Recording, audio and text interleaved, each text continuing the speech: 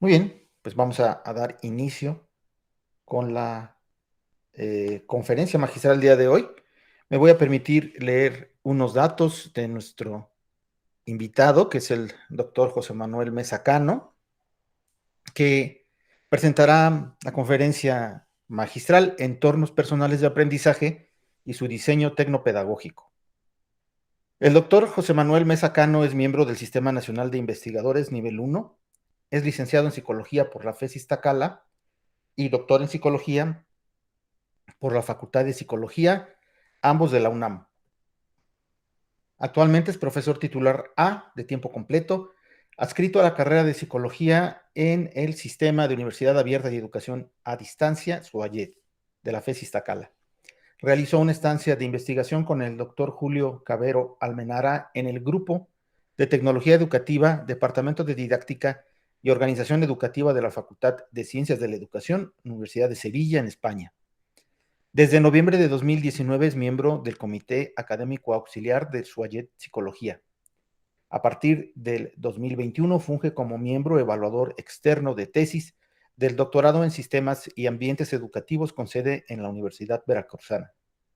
Su proyecto de investigación principal, titulado Redes Sociales Disciplinares para la Construcción del Conocimiento en Educación en Línea, tiene por objetivo crear redes sociales concebidas como un entorno para construir conocimiento de manera colaborativa, enfatizando el discurso académico. Es responsable del proyecto PAPIT IA 30-21-21, titulado Creencias epistemológicas específicas a Internet y su relación con la discriminación de noticias falsas en redes sociales, y del proyecto PAPIME PE 30-51-21, titulado Entornos y redes personales de aprendizaje ERPA aplicados a proyectos de titulación. Cuenta con artículos publicados en revistas indexadas sobre educación con tecnología, diseño instruccional, recursos educativos abiertos, REA, y ha presentado ponencias en congresos nacionales e internacionales que incluyen México, Perú, Argentina, Chile y España. Pues muchas gracias. Esta es la breve ficha curricular del doctor Mesa. No leímos su currículum en extenso y le agradecemos a nuestro ponente que nos comparta sus reflexiones. Muchas, Adelante, por favor. muchas gracias, doctor Marco, como siempre, un placer, ¿no? Y un gusto saludarlo, además de que no nos hemos visto ya un rato en persona, pero siempre es agradable compartir con colegas y estudiantes un poco de lo que hemos hecho, ¿no?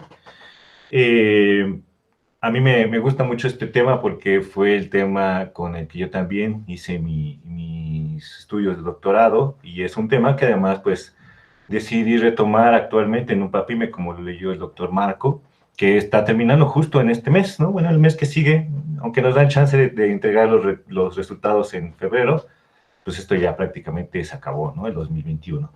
Entonces, bueno, cuando yo estaba en el doctorado, precisamente, yo estaba pensando que quería trabajar algo sobre tecnología educativa. Yo ya estaba metido en la educación a distancia, quería hacer algo sobre uso de redes sociales y aplicaciones de Internet, cómo podían impactar en el aprendizaje. No hallaba yo cómo mezclar todo esto en un marco académico y educativo. Claro que tenía bases constructivistas, socioconstructivistas, sobre todo cognitivas, pero vaya que estaba buscando una noción en donde pudiéramos integrar todo esto, y platicando justo con mi tutora del doctorado, la doctora Rosa del Carmen Flores Macías, llegamos a la noción de entornos personales de aprendizaje, y a partir de ahí pues surgió toda una línea de investigación que hasta hoy en día pues he tenido a bien mantenerla y continuar alimentándola, ¿no? Entonces, bueno, el problema era ese, realmente, que por ahí del 2000, antes de la pandemia, por supuesto, por ahí del 2012, que fue cuando inicié mis estudios de doctorado, pues estábamos muy interesados en cómo las herramientas de Internet podrían favorecer el aprendizaje, ¿no? Ya obviamente teníamos Internet en nuestra vida cotidiana, ya existía Facebook, por supuesto, ya tenía varios años, ya existía Twitter, WhatsApp estaba ahí como que mezclándose todavía en el imaginario social, y nosotros nos preguntábamos, bueno, ¿cómo podemos utilizar las herramientas de Internet para el aprendizaje? Y luego, ¿cómo podemos medir ese aprendizaje, ¿no? El impacto que pueden tener. llegamos a la conclusión de que, por supuesto, es necesario emplearlas con un propósito específico, pero como para qué emplearlas, ¿no? ¿Cuáles? ¿Bajo qué marcos? ¿Con qué tipo de énfasis? ¿No? Y fue así que llegamos a la noción de entorno personal de aprendizaje que desde el 2010 Adel y Castañeda ya tenían en cuenta como un conjunto de herramientas de Internet, fuentes de información, conexiones con otros y actividades que cada persona utiliza de manera asidua para aprender y construir conocimiento. Y dijimos, bueno, estas personas que son españoles ya tenían estas nociones previas, ¿no? Por supuesto que también en la literatura anglosajona ya se tenía esta noción de un entorno personal de aprendizaje, en inglés es el Personal Learning Environment, pero había poca investigación al respecto sobre cómo fomentar su construcción y además sobre el concepto mismo, ¿no? Es decir, uno dice, bueno, pero ¿cómo puedo yo tener un entorno personal de aprendizaje? Porque en primer lugar, ¿qué es entorno? Y luego, si es personal, ¿qué vamos a hacer con lo personal de un entorno? Y luego, aprendizaje sobre qué, ¿no? Entonces, nosotros nos planteamos estas preguntas, ¿no? En cuanto al entorno, ¿cómo un entorno? ¿Qué es un entorno? ¿Cómo lo construiríamos? ¿Qué herramientas deben considerarse para un entorno? ¿Y qué tipo de herramientas, ¿no? Perdón, Manuel, creo que hay un falso contacto en tu micrófono. No sé si los demás perciban que hay distorsión. No sé, este es el de la cámara. No sé si los demás me escuchen bien. ¿Se Si escucha no, bien? Sí, ¿Los yo demás escuchan? escucho bien. Sí, Entonces, igual. entonces a lo mejor sabes que son mis audífonos. Discúlpame. bueno, checa, Entonces checa. voy a desconectarme de los Claro, audífonos. claro. Bye. Mientras, Sí, bueno, perdón, adelante. continúo. Entonces, bueno, platicando un problema, un poco alrededor del problema sobre el entorno, nos preguntábamos, bueno, pues, ¿qué tipo de herramienta podría considerarse parte de un entorno? El problema de que es personal es cómo saber si un entorno personal de aprendizaje es mejor que otro, porque todos son personales, ¿no? Entonces, pues claro, es un poco una perspectiva individualizada sobre lo que yo considero que es útil para mí, pero luego, ¿y eso cómo lo podemos nosotros valorar, ¿no? Porque al final, pues es personal. Y luego de aprendizaje, ¿sobre qué? Porque, claro, la noción se oye muy bonita, entorno personal de aprendizaje, pero aprende sobre qué áreas, sobre qué temas, aprendizaje en general, aprender sobre algo que a mí me interese o aprender sobre algo que a un profesor, por ejemplo, le interese. Esos eran nuestras primeras interrogantes para poder nosotros tener un acercamiento académico y además formal de investigación al respecto al concepto, ¿no? Y es así que, bueno, continuando un poco con estas reflexiones, decidimos centrar el entorno personal de aprendizaje en un proyecto, un objetivo de aprendizaje. Claro, esto tiene que hacerlo el propio usuario, ¿no? El usuario tiene que saber para qué va a utilizar el entorno. Y aquí empezamos con algunos de los problemas. La parte importante de esta cuestión fue que esto ayudaba a que los estudiantes pudieran seleccionar las herramientas pertinentes que ellos decidían que eran importantes para alcanzar su objetivo de aprendizaje o realizar su proyecto, porque además así lograban establecer un criterio de logro, ¿no? Es decir, sabían cuando ya lo estaban logrando y la estaban alcanzando o si se estaban alejando de su propio objetivo, ¿no? Y esto, pues resulta que en la literatura se dice que mejora la motivación porque es el propio estudiante quien lo determina, ¿no? Quien determina el objetivo de aprendizaje o el proyecto para el que va a utilizar el entorno personal de aprendizaje. Pero esto no es tan sencillo ya en la práctica porque nos encontramos, por ejemplo, con que algunos estudiantes tienen un locus de control demasiado externo, ¿no? Es decir, la universidad, la preparatoria e inclusive yo diría que hasta la maestría, pues mucho se centra en la figura docente. Entonces, cuando uno le preguntaba a un estudiante, oye, pues tienes que hacer tu entorno personal de aprendizaje, ¿de qué te gustaría hacerlo? Muchos se preguntan, ves que no sé qué es lo que quiero saber, ¿no? No sé qué es lo que quiero estudiar, o ¿por qué no me dices tú sobre qué puedo construir mi entorno personal de aprendizaje? Y esto pues también se debe a esta idea y esta concepción del estudiante fuera de su propio proceso de aprendizaje y colocar al profesor en el centro, ¿no? Estas nociones muy tradicionales sobre es el profesor el que tiene que determinar los temas, cómo acercarse a estos temas, y cuando tú le das a los estudiantes la oportunidad de centrarlos, de ponerlos ellos en sus intereses, pues muchos se sacan de onda porque no están acostumbrados a hacerlo. Digo hasta la maestría porque precisamente, y bueno, seguramente los estudiantes de doctorado lo podrán constatar, pues parece que es en el posgrado, en las primeras ocasiones en donde uno se centra en los intereses propios para poder elegir justo temas, áreas y tener una amplia capacidad de control para poder decidir sobre qué quiere hacer un estudio, ¿no?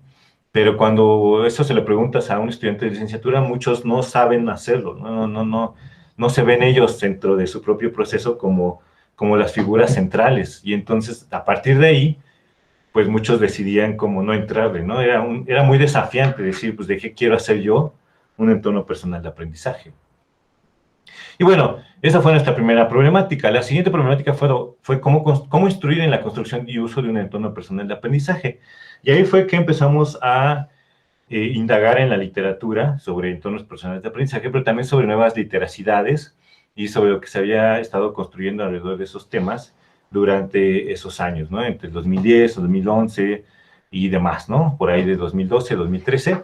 Y empezamos a indagar sobre algunas actividades generales que un entorno personal de aprendizaje debería tener, ¿no? Llegamos a la conclusión de que debería de realizar estas 5 actividades mínimamente, ¿no?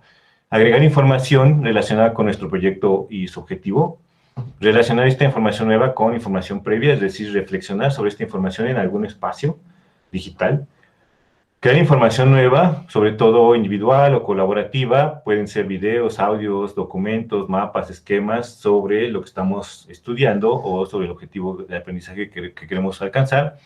Compartir esta información con otros, sobre todo a través de redes sociales, pero también para recibir información, ¿no? No solamente dar a conocer nuestro proyecto, sino también recibir recomendaciones, contactar expertos, por ejemplo, y paralelo a todo esto, y no solamente al final o al inicio, planear, ¿no? Planear cómo alcanzar nuestro objetivo de aprendizaje para cumplir con los tiempos requeridos y gestionar nuestras tareas pendientes.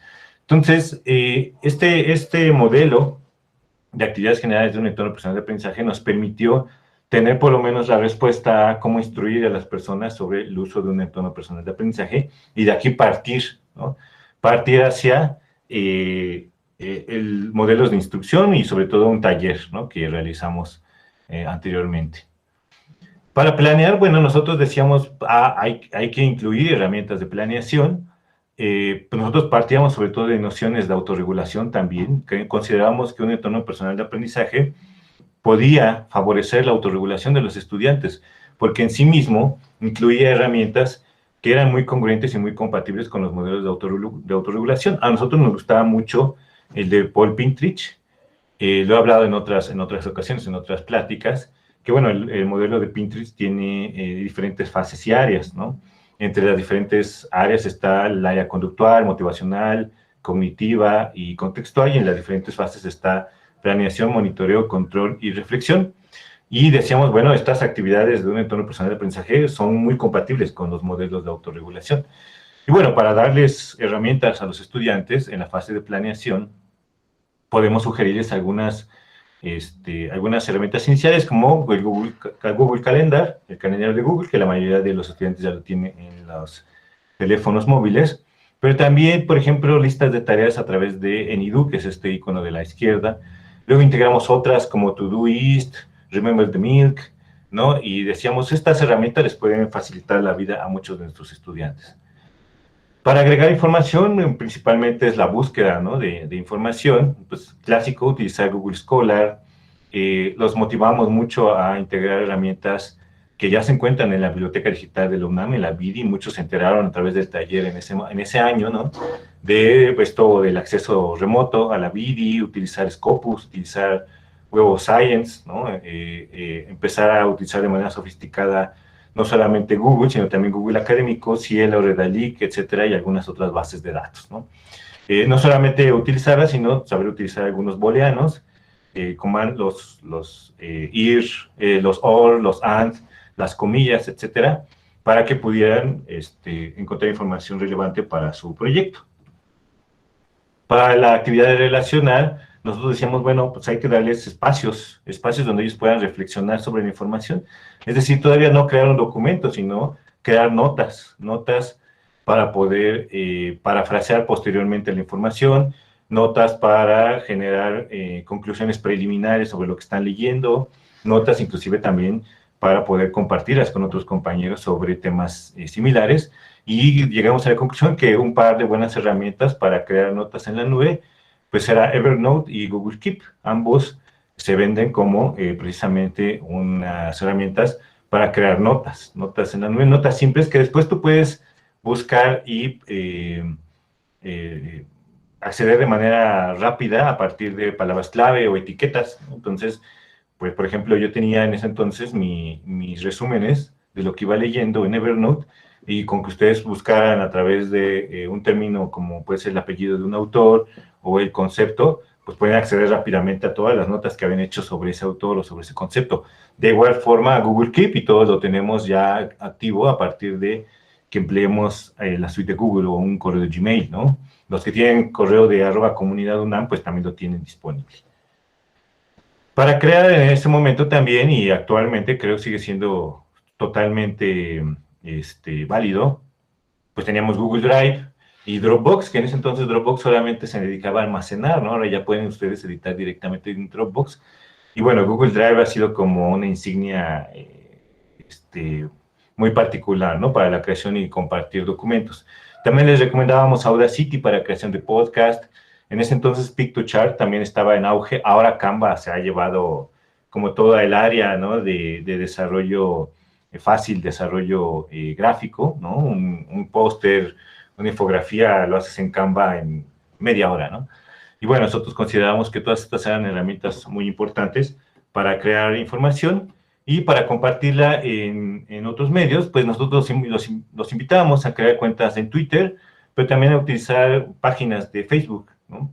Para poder generar un poco de comunidad alrededor de su proyecto y también generar interés y recibir retroalimentación de otras personas. Lo interesante de la noción de entorno personal de aprendizaje, como lo leímos en un inicio, pues es que a pesar de que es personal, tiene componentes sociales, ¿no? Porque se alimenta justamente de la colaboración con otros, ¿no? De estas conexiones entre personas que tú sabes que pueden conocer sobre algún tema, ¿no? Y entonces no solamente se queda a nivel de herramientas, sino también son conexiones sociales. Una noción muy importante, y aquí me gustaría detenerme un momento, es la noción de red personal de aprendizaje, que al igual que un entorno personal de aprendizaje, está dentro del entorno y que incluye a todas las personas que tú contactas para poder conocer más sobre algún tema, ¿no? Los expertos, aquellos que escriben los artículos, aquellos que desarrollan las escalas o los instrumentos de evaluación. Y es ahí donde ResearchGate consideramos que tiene un muy buena cabida. ¿Por qué? Pues porque ahí muchos de los investigadores tienen un perfil y sí contestan, ¿no? Entonces animábamos a los estudiantes a que contactaran a algunos expertos, pues vieran si les contestaban, ¿no? A mí me pasó alguna vez que pues le escribí justamente a un investigador noruego y me mandó su instrumento con toda la facilidad del mundo. Me dijo, utilízalo, nada más ahí lo traduces. Y pues hicimos el proceso de traducción y retraducción. Entonces, bueno, este tipo de redes sociales académicas facilitan mucho el contacto con expertos, ¿no? Entonces, considerábamos que era parte de un entorno personal de aprendizaje el extender tu red personal de aprendizaje también. Pero después, bueno, ya teníamos las actividades generales, ¿no? Entonces, hablando justo de un diseño tecnopedagógico, ya teníamos la parte tecnológica. Pero claro, nuestro motivante, por lo que estamos aquí, nosotros somos psicólogos, y al final, pues aunque estamos muy interesados en la tecnología, pues tenemos que tener una base psicológica también para poder diseñar el acercamiento hacia el entorno personal de aprendizaje. Y aquí tenemos de la mano varias teorías, ¿no? Y sobre todo tenemos varios modelos de diseños instruccionales. En su momento, en el 2010, 2011, 2012, surgió mucho la idea del entorno personal de aprendizaje de la mano del conectivismo. Y empezamos a ser muy críticos con el conectivismo, actualmente todavía lo somos, porque parecía más bien una buena intención de parte de tecnólogos, ¿no? Y yo creo que si algo nos diferencia a los conectivistas de los psicólogos, es que nosotros los psicólogos tenemos modelos de cómo funciona la mente, cómo funcionan algunos procesos cognitivos, etcétera, ¿no? Modelos de cómo explicamos las cosas desde la psicología. Para eso estamos aquí, ¿no? Para generar modelos y poder a partir de ellos generar teorías, generar intervenciones, generar datos y luego retroalimentar a la teoría y mejorar nuestros modelos. Caso contrario, los conectivistas tienen buenas intenciones, pero sus modelos no son muy claros, ¿no? Ellos dicen, pues hay que aprender en red, pues sí, y hay nodos, pues sí, pero eso ya lo decía constructivismo social, por ejemplo, ¿no? Ya lo decían Libby Wenger, ya lo decían ellos con el aprendizaje situado, ya lo decía Vygotsky con esto de que se aprende primero entre grupos y luego en intrasujeto, ¿no? Entonces, de alguna forma, el conectivismo hizo todo esto a un lado y dijo, nosotros tenemos una nueva teoría del aprendizaje. Y nosotros, los psicólogos, dijimos, bueno, toda tu teoría ya estaba explicada de este lado, desde lo cognitivo y lo sociocultural también. Y por eso es que para enseñar a utilizar un entorno personal de aprendizaje, nosotros nos sumamos a ciertas nociones de diseño instruccional. Un poco para los que nos acompañan y que, bueno, a lo mejor no habían tenido la oportunidad de escuchar sobre diseño instruccional, pues es una secuencia de pasos que favorecen el aprendizaje y se deriva de las teorías de enseñanza y es congruente con un modelo.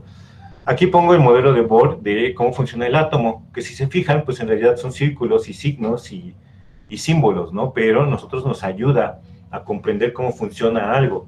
Pues de eso mismo trata un modelo de diseño instruccional, nos enseña a cómo mostrar la información de la mejor manera posible para favorecer el aprendizaje, ¿no? Claro que existen diferentes posturas, hay énfasis cognitivos, como por ejemplo el modelo de Merrill es muy cognitivo, es el que vamos a ver aquí un poquito el día de hoy. Hay énfasis conductual y hay énfasis sociocultural. Entre los socioculturales, uno de los más conocidos es el modelo de Jonassen, en donde hace mucho énfasis entre la colaboración de las personas, ¿no? ¿Qué no es el diseño instruccional? Por ejemplo, pues es secuencia de actividades sin seguir un modelo, ¿no? Nada más ahí responde a estas actividades y ya. Leer y hacer actividades sin un propósito específico y sin un objetivo claro tampoco es un diseño instruccional. No incluir evaluación también es una carencia de un diseño instruccional. Y leer y hacer evaluaciones cerradas, como por ejemplo cuestionarios así de lectura, cuestionario, o video, y cuestionario, tampoco es un diseño instruccional, ¿no? Una muy buena intención, a mí me gusta mucho, lo he utilizado un par de veces, pero que reconocemos que no tiene un diseño instruccional claro, pues son los famosos cursos masivos abiertos y en línea, los famosos MOOC, que precisamente derivaron de esta idea, por ahí de esos años, de 2010, 2012, de democratizar el acceso al conocimiento, ¿no?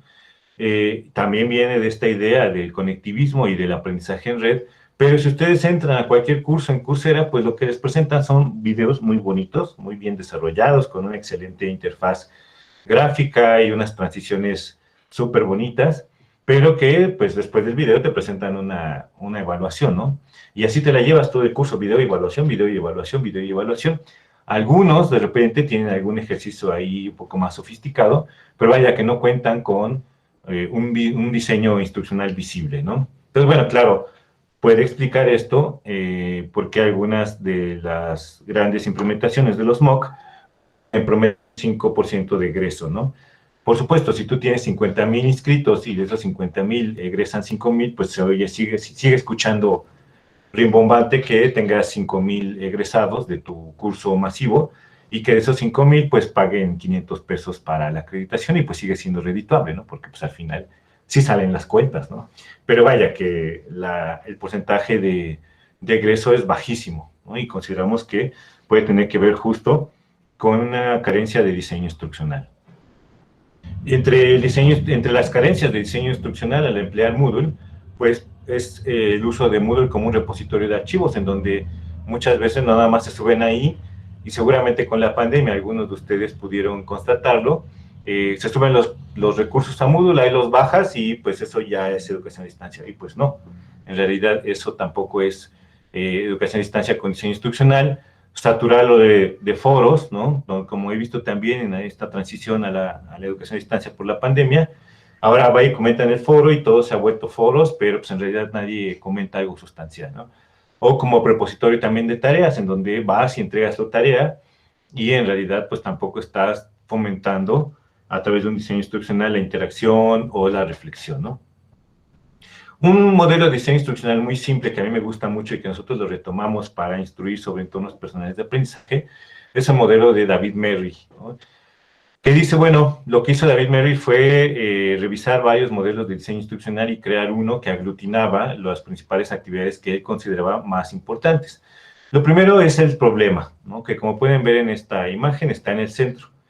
El problema es lo más importante y lo más relevante, puede ser un caso, por ejemplo, y a partir de ahí se detona todo lo demás, ¿no? En vez de llegar a explicar la información y en vez de modelar cómo se hacen las cosas, primero llega el profesor y muestra un problema, ¿no?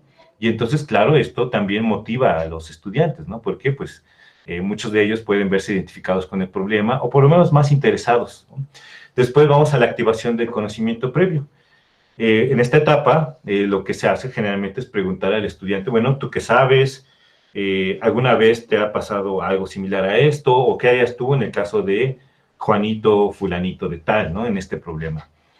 Ahora sí, pasamos a la demostración, ¿no? De cómo podríamos resolver el problema inicial. Ojo, no hay que perder de vista justamente que todo tiene que ir vinculado y anclado a este problema inicial, ¿no? Es decir, no podemos nosotros activar el conocimiento previo sobre otro problema y luego demostrar cómo resolver otra cosa, ¿no? Sino que tenemos que ceñirnos a este problema o caso inicial.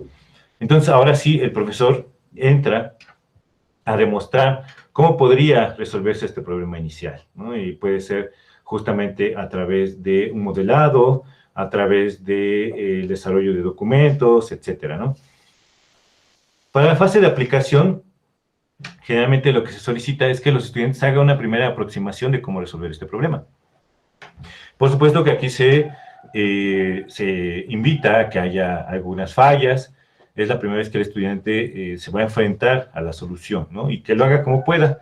Y que además demuestre su conocimiento para luego partir a la integración. La integración es una parte muy interesante del modelo de Merrill. Es lo que trabajamos, los que trabajamos con pichones le llamábamos esto de que ya pudiera llevar la solución a otro contexto, ¿no? Entonces, que no solamente aprendiera como la respuesta en un lugar y que luego lo sacaras de este contexto, de este entorno y ya se le olvida todo, ¿no? Entonces, un poco la integración era invitar al estudiante a que resolviera el problema, pero que además lo aplicara en la vida cotidiana o en otros escenarios o problemas similares. Y esto nos ayudaba a que, como docente y como instructor, pues te aseguraras de que el conocimiento iba más allá del problema inicial. Entonces, bueno, siguiendo estos 5 pasos muy simples, porque realmente son muy simples, pero además nos ayudan mucho al diseño educativo en línea, pues fue que empezamos nosotros a trabajar con este taller, ¿no? Entonces, bueno, un poco más puntualmente cada uno de estos puntos. En el principio, uno, el problema relevante es que sea relevante para el estudiante, no para el profesor, ¿no? Que sea relevante para su contexto inmediato y que sea relevante para lo que él puede enfrentarse en su vida cotidiana. Inclusive puede ser una situación específica con elementos relevantes a aprender. Alguna vez en algún curso que di, una profesora de italiano me decía, es que no sé cómo podría yo tener un problema relevante sobre mi área. Y le preguntaba yo, bueno, dime tú qué problemas han tenido tus estudiantes. Me dice, un estudiante de aquí de México fue a Italia y pues como los italianos mueven mucho las manos, algunos de estos gestos manuales apoyan la dicción y el énfasis, ¿no? Entonces resulta que no le entendían en Italia porque no movía las manos, no había aprendido los gestos italianos para poderse comunicar. Entonces, ese es un problema interesante porque, claro, para el área en la que la profesora estaba trabajando, le pareció muy importante retomar este problema para su clase, ¿no? Entonces, claro que utilizamos este problema para que ella pudiera mejorar un diseño de una clase en línea, ¿no? Entonces, pues, centramos el problema como María está en Italia y un gesto le provocó un problema, ¿no? Porque no era lo que esperaban los interlocutores, ¿no? Entonces, bueno, estos problemas tienen que ser suficientemente claros, pero también suficientemente amplios como para abarcar, ¿no?, lo que se quiere enseñar en esta unidad, ¿no? Para el conocimiento previo, como estábamos platicando, deben ser preguntas abiertas, ¿no? ¿Qué sabes de? ¿Te ha pasado igual? ¿Qué harías tú o cómo lo resolverías, ¿no? Entonces, un poco invitar a la reflexión.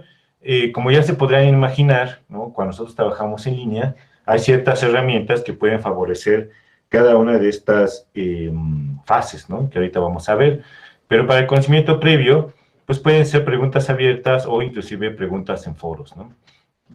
Por ejemplo, ¿qué sitios empleas para buscar información y por qué esos los empleas?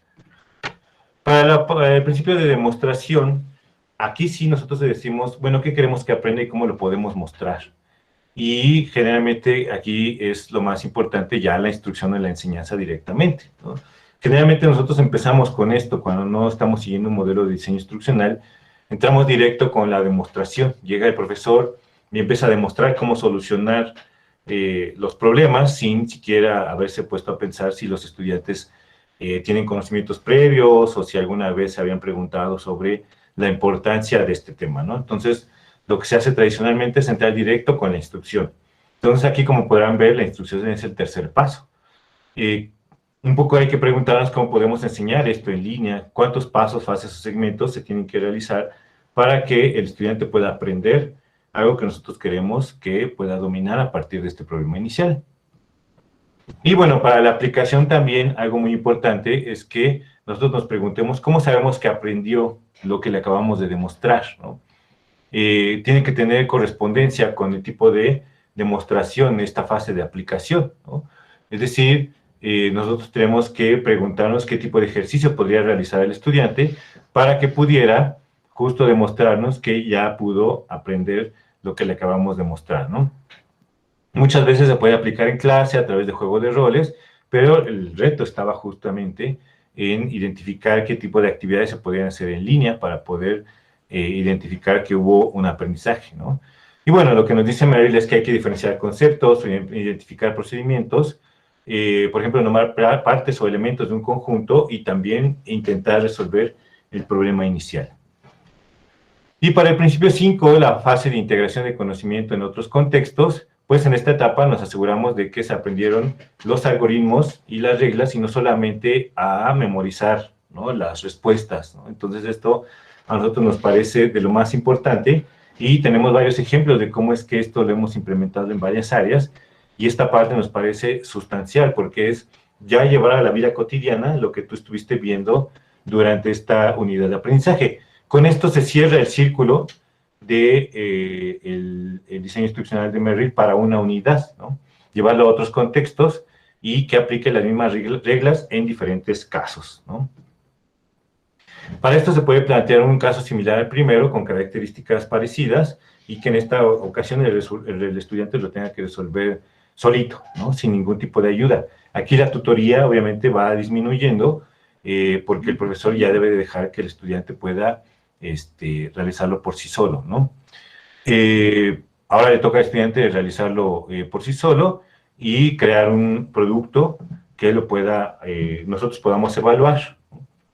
Algunas herramientas de las plataformas que más empleamos, por supuesto de acuerdo con cada principio, pues corresponden con el énfasis de cada una de estas diferentes etapas, ¿no?, del modelo de Merrill. Por ejemplo, para el principio 1 a mí me gusta mucho utilizar historietas como Pixton y Powtoon, ¿no? Esto vincula mucho emocionalmente y motivacionalmente a los estudiantes porque pues ya los pone en otro escenario, ¿no? Ya no es así como decía hace rato, de que llega el profesor y empieza a echar su chorro, ¿no? Sino que hay una historieta, hay un video, por ejemplo, algunos estudiantes han hecho videos muy, muy interesantes, muy bonitos, sobre una problemática, y entonces, claro, a los estudiantes les ha parecido mucho más motivador ver, no solamente por lo visual, sino también por lo didáctico, empezar la unidad de aprendizaje con una historia. Bueno, estas herramientas como Pixton y Powtoon son muy simples, muy fáciles de emplear. Tú puedes hacer una historieta en media hora y con eso es más que suficiente, la exportas como documento de imagen y la puedes integrar sin problema a una plataforma Moodle, en una página, en un libro o en una lección.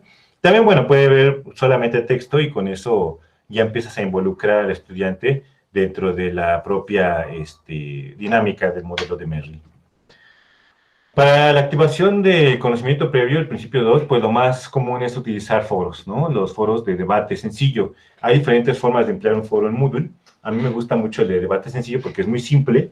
Hay otras formas de configurar un foro en donde de repente ya hay muchísimas líneas, ¿no? Muchísimos nuevos subforos dentro del foro, y aquello se vuelve terrible, ¿no? Y más si tienen ustedes muchos alumnos, pues aquello, más de 10 alumnos en un foro, pues ya pueden hacer un chorizo enorme de comentarios, ¿no? Entonces, un poco pensarlo como un foro de debate sencillo, agrupar a las personas en subgrupos también puede funcionar, y bueno, que haya diferentes etapas de este foro, ¿no? Generalmente lo que nosotros utilizamos es una pregunta desencadenante, que se busque información y que haya luego una conclusión o un cierre en este foro, y para eso se necesitan, pues, diferentes días, ¿no? No solamente un foro durante un día, o un foro durante un par de días, ¿no? Sino que haya un foro abierto durante varios días y que se emplee de diferentes formas. Actualmente, la verdad es que hemos estado explorando otras herramientas más allá del foro que consideramos más dinámicas, se las vamos a platicar un poquito más adelante, pero sí creo que en su momento los foros fueron una herramienta muy importante. Coursera, por ejemplo, tiene sus foros y ustedes pueden ir en este curso masivo, van respondiendo ahí sus evaluaciones, y luego ya llega por ahí un foro y pues ahí le contestan a alguien de repente, ¿no? Para las herramientas de demostración, pues Google Hangout, que ahora es Google Meet, Zoom, por ejemplo, pues es ideal, ¿no? Porque si estamos trabajando en un entorno totalmente a distancia, este tipo de herramientas pues sirve mucho para el modelamiento, ¿no? También los videotutoriales y los podcast audios también, mostrar un poco cómo se organiza la información en un mapa conceptual también ayuda mucho, y cómo ir pues realizando los diferentes procesos, sobre todo cuando se trata de conocimiento procedimental, pues ahora afortunadamente tenemos muchísimas herramientas que nos ayudan a eso, ¿no? Ya no es un impedimento que no estemos en el aula, ¿verdad? Hace poco, por ejemplo, ayudaba a una escuela de prótesis dentales y tenían este problema porque pues todo era práctico, ¿no? Y tenían laboratorios, tenían lugares de trabajo muy específicos, y se volvía muy complicado trabajar en distancia por la pandemia. Empezamos a explorar este tipo de herramientas para ese tipo de conocimiento, ¿no? Para la aplicación, pues por supuesto, un foro evaluable, un envío de tarea, un cuestionario o inclusive documentos colaborativos con Google Drive pueden apoyar mucho esta etapa, dado que ustedes pueden empezar a evaluar a partir de el uso de instrumentos de evaluación, que fue lo que se aprendió en la etapa anterior, en la etapa de demostración. En el caso de los entornos personales de aprendizaje, pues aquí los estudiantes hacían algunas actividades, comentaban en algunos foros o entregaban algunas tareas. Y algo muy importante, en el principio 5, pues lo que utilizábamos era herramientas también para volver a mostrar otro caso, como en el caso inicial del principio 1. Volvíamos a utilizar herramientas para mostrar un caso, y ellos ahora tenían que darle la solución a este segundo caso, ¿no? O ellos tenían que llevar a la vida cotidiana esta actividad y enviarnos un producto que nos ayudara a ver cómo ellos lo habían aplicado en su día a día o en su contexto, ¿no? Para el taller de entornos personales de aprendizaje, bajo estos modelos de diseño instruccional y bajo las actividades de uso del entorno personal de aprendizaje, creamos 8 unidades de trabajo en donde se separaron, ¿no?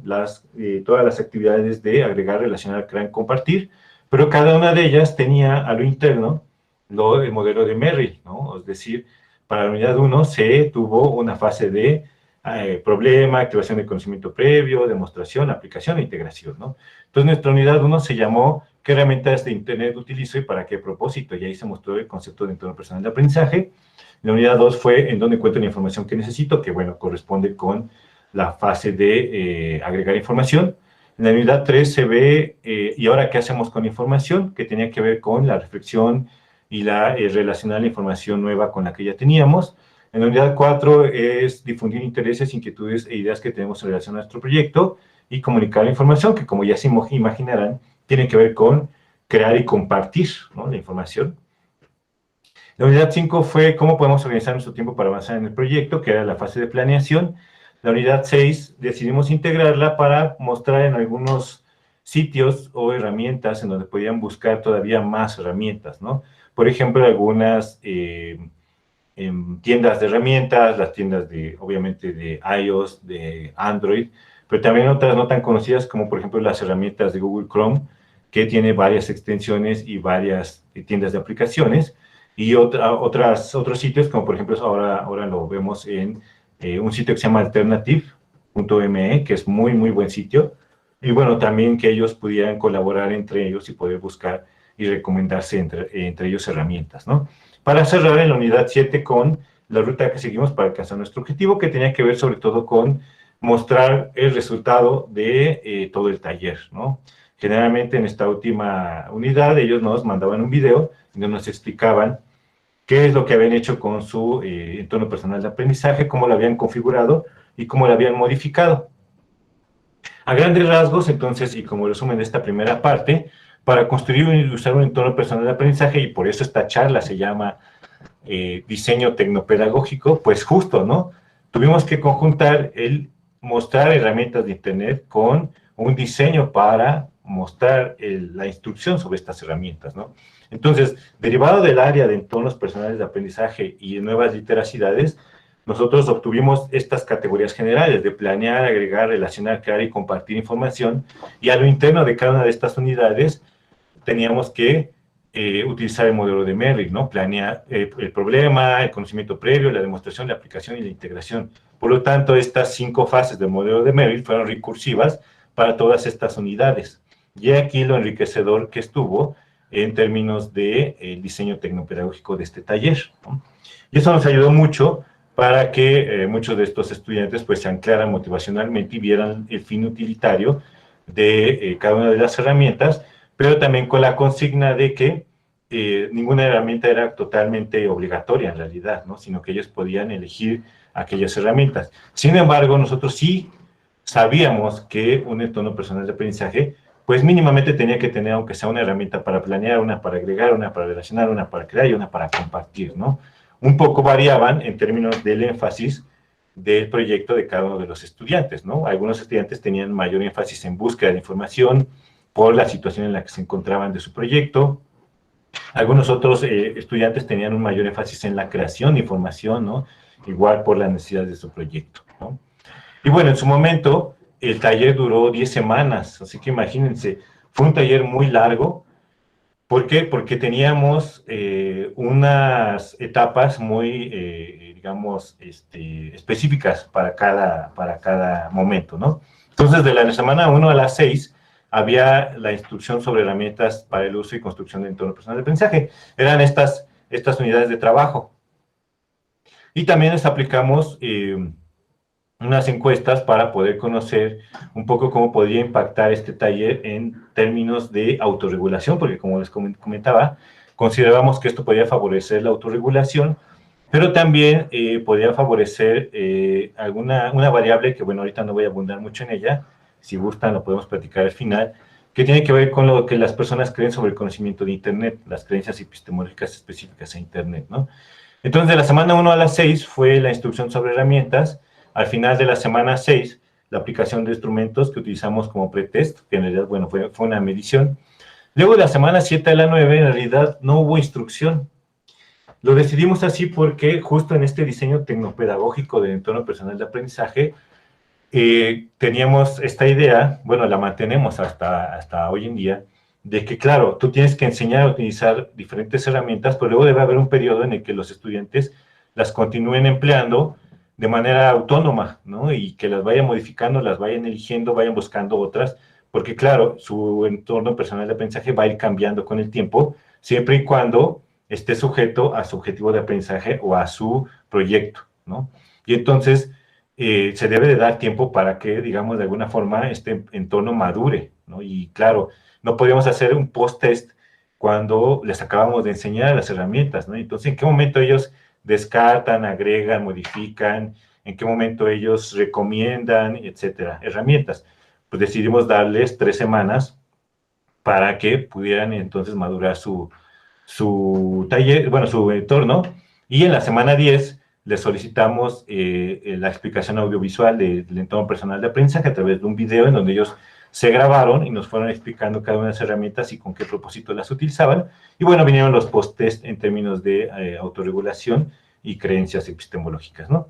Y bueno, nos dieron ahí algunos comentarios en una bitácora para que nos fueran contando pues cómo iba modificándose su proyecto y su entorno personal, ¿no?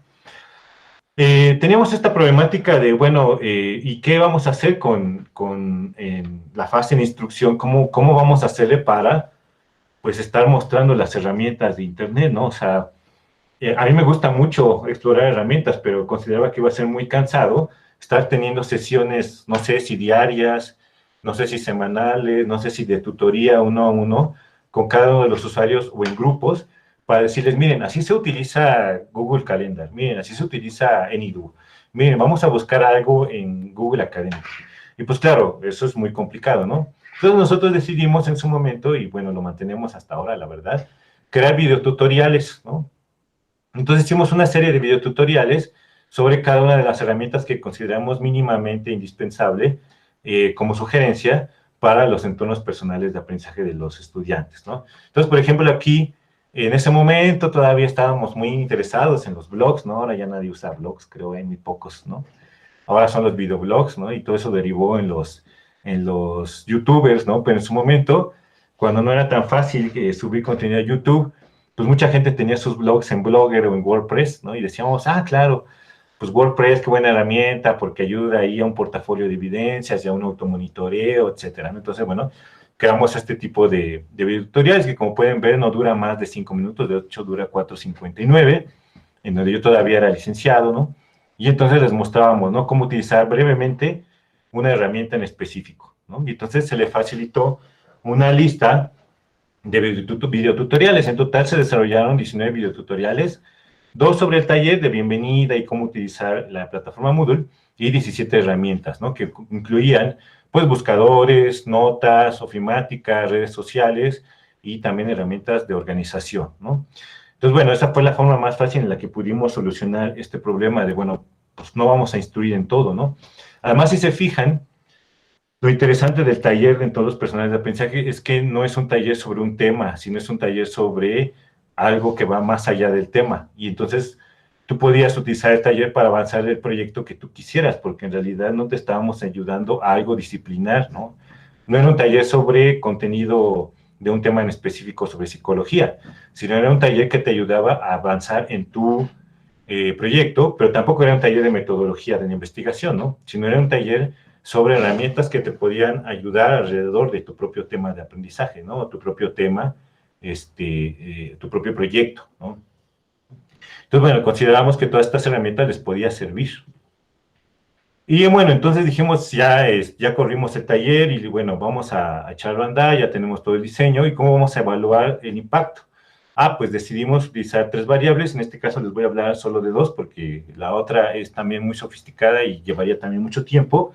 Entonces, bueno, voy a centrar en la autorregulación en la rúbrica, y en su momento nos acercamos a una profesora de la UADY, la doctora Ramírez Dorantes, María Antonieta Ramírez Dorantes, si no mal recuerdo su nombre completo, y ella nos proporcionó un cuestionario de motivación y estrategias de aprendizaje, el CMA, que en realidad es el MSLQ de Paul Pitrich, que, como recordarán, acabo de mencionar que nosotros considerábamos que un entorno personal de aprendizaje podía favorecer la autorregulación. Y haciendo búsquedas, bueno, hay grandes teóricos de la autorregulación. Los más sonados son Wynne, otro que se apellida Zimmerman, pero había uno que se llamaba Paul Pintrich, que a mí me pareció mucho más concreto en su modelo. Y este Paul Pintrich hizo un cuestionario para evaluar autorregulación que le llamó MSLQ, y la doctora Ramírez fue la que tradujo este instrumento al español y español mexicano. Entonces ya lo tenía pues reportado, nada más no lo tenía publicado. Entonces, pues igual que la vez pasada, le escribí y con mucho cariño me lo mandó y me dijo, algún día me reportas qué encontraste, ¿no? Entonces, bueno, resulta que esta escala tiene 81 ítems y tiene 2 grandes subescalas, la de motivación y las estrategias de aprendizaje. La de motivación con 31 ítems y la de estrategias de aprendizaje con 50. Ya a lo interno, cada una de estas subescalas tenía subescalas, ¿no? Entonces, pues la verdad es que es un instrumento muy, muy sofisticado, válido, confiable, pues tiene buenos alfas, incluyendo las subescalas a lo interno de estas 2 grandes áreas, tienen muy buenos alfas, y decidimos implementarlo para evaluar, bueno, qué tanto podía ayudar el entorno personal de aprendizaje. Que bueno, en realidad eso fue después, ahorita les cuento. Y también decidimos crear una rúbrica para evaluar el entorno personal de aprendizaje, que si bien era personal, pues teníamos que tener algún parámetro para ver qué tan sofisticado era este entorno. Entonces, como eso sí no había nada y no se había construido, y hasta la fecha todavía hay muy pocas formas de evaluación de un entorno personal de aprendizaje, más allá de un nivel descriptivo. Lo que hicimos fue ubicar a personas que pudieran utilizar herramientas de Internet para su vida cotidiana o con objetivos de aprendizaje o para el desarrollo de proyectos, ¿no? Una vez que habíamos ubicado a 5 expertos, decidimos entrevistarlos, y a partir de esas entrevistas y del análisis del discurso de estas entrevistas, obtuvimos 15 criterios con 4 niveles de desempeño, que a través de un índice de validez de contenido del famosísimo CVR de Lauche, regresamos con los expertos y nos ayudaron a evaluar estos 15 criterios y descartamos 2. Así dejamos 13 criterios en esta rúbrica, y después lo empleamos con los videos que nuestros estudiantes nos reportaron, para que pudiéramos alcanzar una capa de Cohen de .60 y una confiabilidad de consenso de 84% entre los evaluadores, ¿no? Entonces, bueno, ya teníamos una forma de evaluar qué tan sofisticado podía ser un entorno personal de aprendizaje. Y bueno, estos 13 criterios a grandes rasgos son, por ejemplo, se utilizan diferentes dispositivos, o por ejemplo, una tablet, un teléfono y una computadora. Si utilizaba justamente herramientas para agregar, relacionar, crear, compartir y planear, ¿no? Si había una congruencia entre diferentes usos de estas herramientas con el discurso dentro del video, si nos lo iba explicando, ¿no? Si tenía en cuenta cómo era su aprendizaje con el entorno, si consideraba que estaba en posibilidades de extender este entorno personal de aprendizaje a otros escenarios, etcétera, ¿no? Entre algunos resultados de aquella vez, en ese momento del taller de entornos personales de aprendizaje, pues encontramos que cuando los niveles de aprendizaje autorregulado son altos, pues el taller los mantenía. Entonces, bueno, eso no había ningún problema. Pero había muchísimo interés, ¿no? Había muchísimo, hubo un incremento en la motivación orientada a metas intrínsecas cuando empezaban a utilizar esta herramienta de los entornos personales de aprendizaje.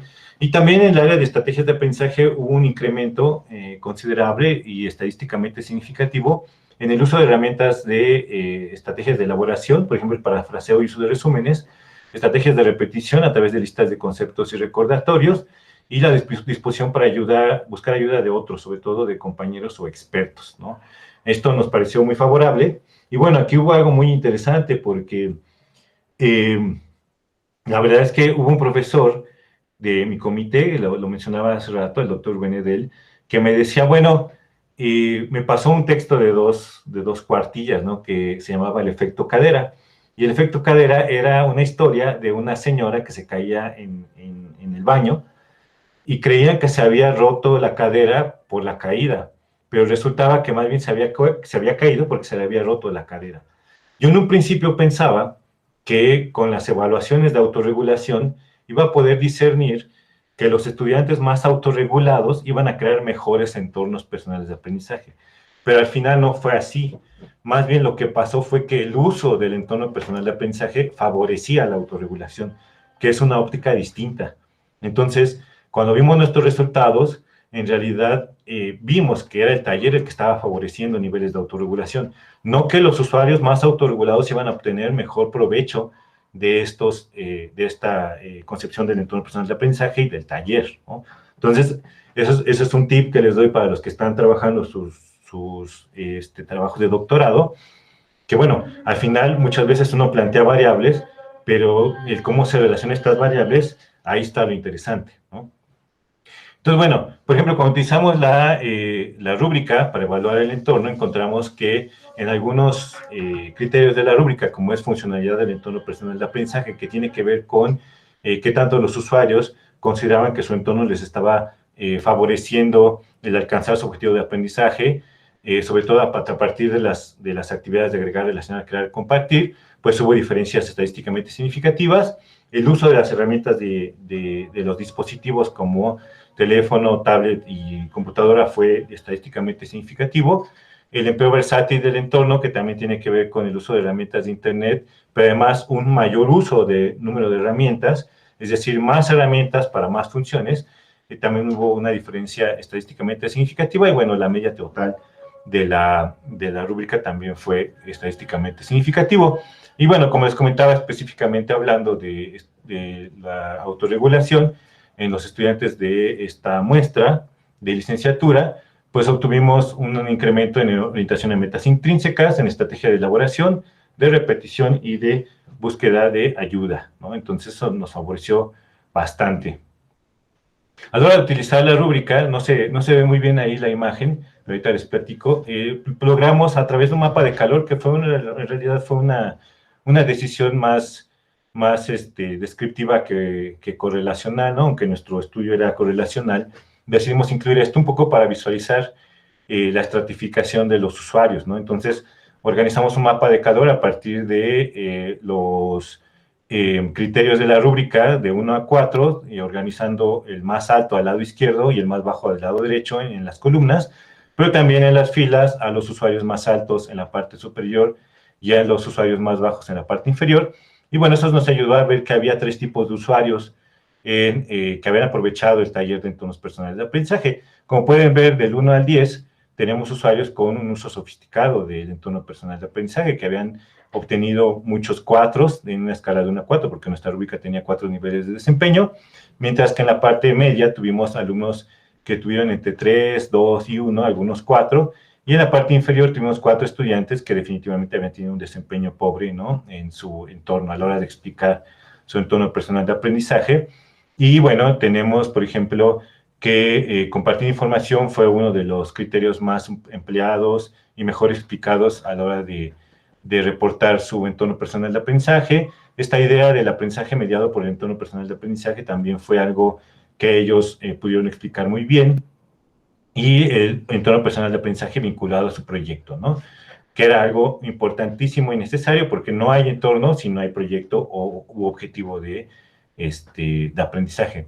Algo que casi no hicieron fue, del lado derecho, la columna roja, totalmente roja, ¿no?, que se llama conectividad entre herramientas, y es que nuestros expertos decían que automatizaban muchos procesos a través de su propio entorno, es decir, los insumos de una herramienta te pueden ayudar como insumo, más bien los resultados de una herramienta te pueden ayudar como insumo de otra. Ahora hay muchos triggers, le llaman, muchos disparadores y herramientas que te permiten hacer ese tipo de cosas, ¿no?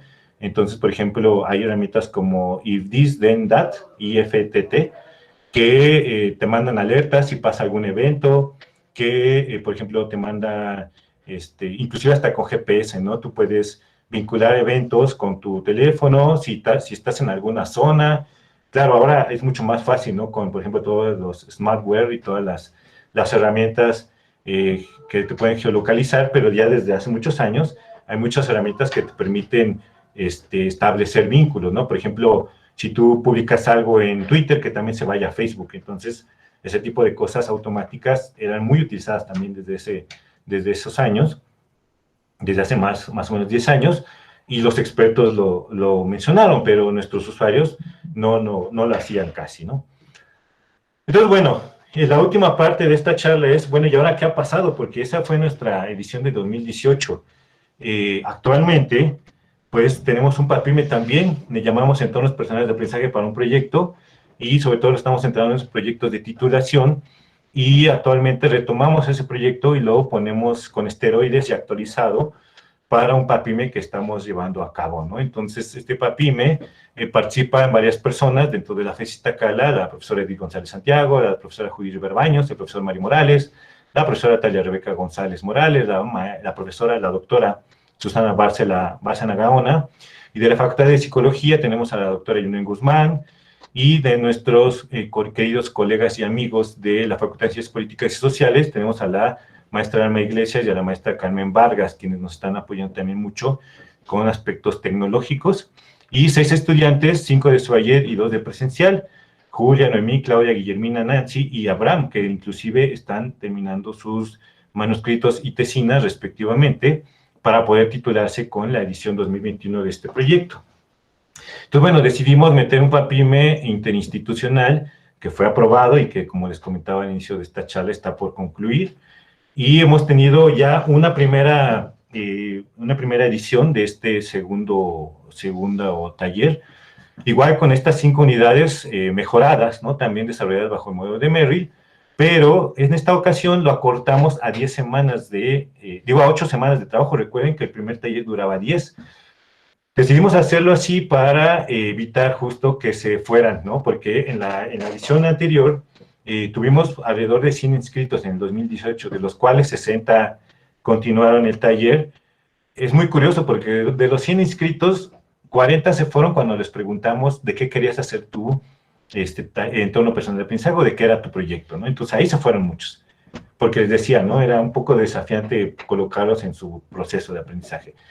Y luego de que hayan terminado todo el procedimiento, pues en realidad fueron muy pocos y vieron en la gráfica de Cadore en alrededor de 20, ¿no? Entonces, bueno, en estas 8 semanas de trabajo lo dividimos en 2 fases, una fase de instrucción sobre herramientas, que fueron con estas fases de planear, agregar, relacionar, crear y compartir, y duró del 31 de mayo al 4 de julio. Y luego una fase de uso autónomo que estábamos repitiendo esta receta de cocina, en donde ellos podían utilizar su entorno, y bueno, aprovechamos las vacaciones de julio, de intersemestral, para que ellos utilizaran esto para continuar con su proyecto, y que regresaban de vacaciones nos mandaran la actividad final, ¿no? Pero la verdad es que no nos salió tan bien, ¿no? Hubo muchas personas que abandonaron. Y bueno, utilizamos diferentes plataformas, utilizamos 2 plataformas. La División de Educación Continua y Vinculación de Ciencias Políticas nos prestó su plataforma, y ahí agrupamos a los de la Universidad de Aztlán en Cancún, a la Facultad de Ciencias Políticas Sociales, a la Facultad de Psicología, y en FES Iztacala, como lo metimos por PROSAP, pues ellos nos dieron plataforma, ¿no? Un agregado que hicimos para esta edición de 2021 fue integrar una plataforma social, ¿no? Es decir, en la plataforma Moodle, que nos prestó Educación Continua de Ciencias Políticas, hacían las entregas, pero todo lo demás lo hacían a través de una red social que con mucho cariño le llamamos IstaSocial, ¿no? Y bueno, hicimos unas pequeñas redes también para cada una de las sedes. Teníamos en FEDIUNAM, así le llamamos, a los de la Facultad de Ciencias Políticas y a los de Psicología CU. Teníamos en la Universidad de Aztlán su propia plataforma social, que le llamamos Aztlán Social, y bueno, los de Iztacala estábamos en IstaSocial. IstaSocial es una red social basada en una red social de código abierto llamada Mastodon, que es este bonito logo del mastodonte que tenemos del lado derecho, y en realidad es una red social muy similar a Twitter, pero de código abierto que ustedes pueden implementar en un servidor local o en la nube, ¿no? Nosotros lo hemos empleado desde agosto de 2020 a la fecha para discutir diferentes módulos y también diferentes actividades no curriculares, como por ejemplo este taller de entornos personales de aprendizaje. Y bueno, utilizamos la etiqueta EPAPROE, que es entornos personales de aprendizaje para un proyecto, ¿no? Básicamente, como pueden ver, es igual a Twitter, pero con la ventaja de que es totalmente de código abierto y nadie va a vender sus datos. De hecho, el administrador, que soy yo, es el único que puede acceder a los datos, ¿no?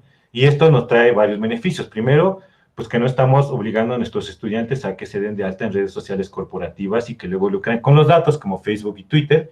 Y la otra ventaja es que nosotros tenemos una serie de lineamientos y términos de uso en donde le garantizamos a los estudiantes que al usar esta herramienta no se va a lucrar con sus datos y además se va a guardar el anonimato siempre y cuando se publiquen resultados o estadísticas de esta plataforma únicamente con fines de investigación y de docencia, ¿no? Entonces, ustedes pueden extraer la información a partir de las bases de datos y hacer análisis con esta información, tanto de contenido como estadístico, ¿no? Y también actualizamos los videotutoriales. En esta ocasión lo incrementamos a 33. Recuerden que la vez pasada tuvimos solamente 19 y tuvimos 33 videotutoriales que fueron incluidos en YouTube e insertados en Moodle con lecciones, como se puede ver en esta ejemplo de la parte derecha, que tiene una duración de entre 5 y 15 minutos y todos fueron homogenizados igual con su portada, licenciamiento de uso, el proyecto al que pertenece y autores, porque nos ayudaron un par de personas, la egresada Leticia Báez Pérez, que es una querida compañera de SOAYED, y el doctor Mario Morales, parte de este proyecto. Entre algunos resultados que tenemos preliminares, todavía no hemos concluido los análisis. En esta ocasión tuvimos diferencias estadísticamente significativas en otra de las subescalas de motivación y estrategias de aprendizaje. Si no mal recuerdo, esta es la de respuesta cognitiva, me parece, autorregulación metacognitiva, me parece, en donde ellos, bueno, tuvieron diferencias estadísticamente significativas, aunque fueron diferentes escalas que las del 2018. Tal vez tenga que ver con la duración del taller, ¿no? Y bueno, entre los promedios, como pueden ver, de una escala de 1 a 4, más o menos tuvimos los diferentes promedios similares a los de el 2018, en donde se mantuvieron tanto promedios bajos como promedios altos, ¿no? De 3.6 y bajos de 1.3, ¿no? Por ejemplo. La ventaja que ahora con la inserción de la red social, bueno, tenemos ahora otro tipo de resultados, porque, por ejemplo, ahora podemos cuantificar cuántas veces publicaron los estudiantes con etiqueta EPAPRO y en nuestra red social, y como pueden ver, hubo diferentes etapas, ¿no? que se circunscriben mucho a las actividades del propio taller, ¿no? Hubo picos y bajas, y en realidad, bueno, más o menos se mantuvo la interacción por parte de los estudiantes en esta red social. Y además, bueno, una de nuestras estudiantes, Julia, está haciendo su tesis sobre cómo estas publicaciones están relacionadas con un modelo de autorregulación, en donde ella ya encontró algunas que tienen que ver con las fases del modelo de Pinterest. Por ejemplo, para planeación ya hubo 183 publicaciones, monitoreo 84, control 143 y reacción y reflexión 131, ¿no? Entonces, bueno, esto nos permite ir un paso más allá de la investigación realizada en el 2018, ¿no? Y bueno, la siguiente semana, de hecho, concluye una segunda edición de este taller, en donde ya lo centramos a 5 semanas de trabajo, porque, bueno, consideramos que luego 8 todavía eran muchas, y ya no encontramos necesidad de incluir una fase de uso autónomo del taller. Vamos a probar solamente con la fase de instrucción y la entrega final, ¿no? Y esto para evitar justamente la deserción y ver si de manera continua estos estudiantes van continuando hasta el final del taller. Y en esta ocasión, bueno, no solamente tuvimos a las instituciones mencionadas anteriormente, sino que se sumó una universidad privada del estado de Hidalgo que se enteró y dijeron que querían ser parte, que es el Instituto de Estudios Superiores de Progreso de Obregón Hidalgo, además de las facultades mencionadas en el taller anterior, ¿no?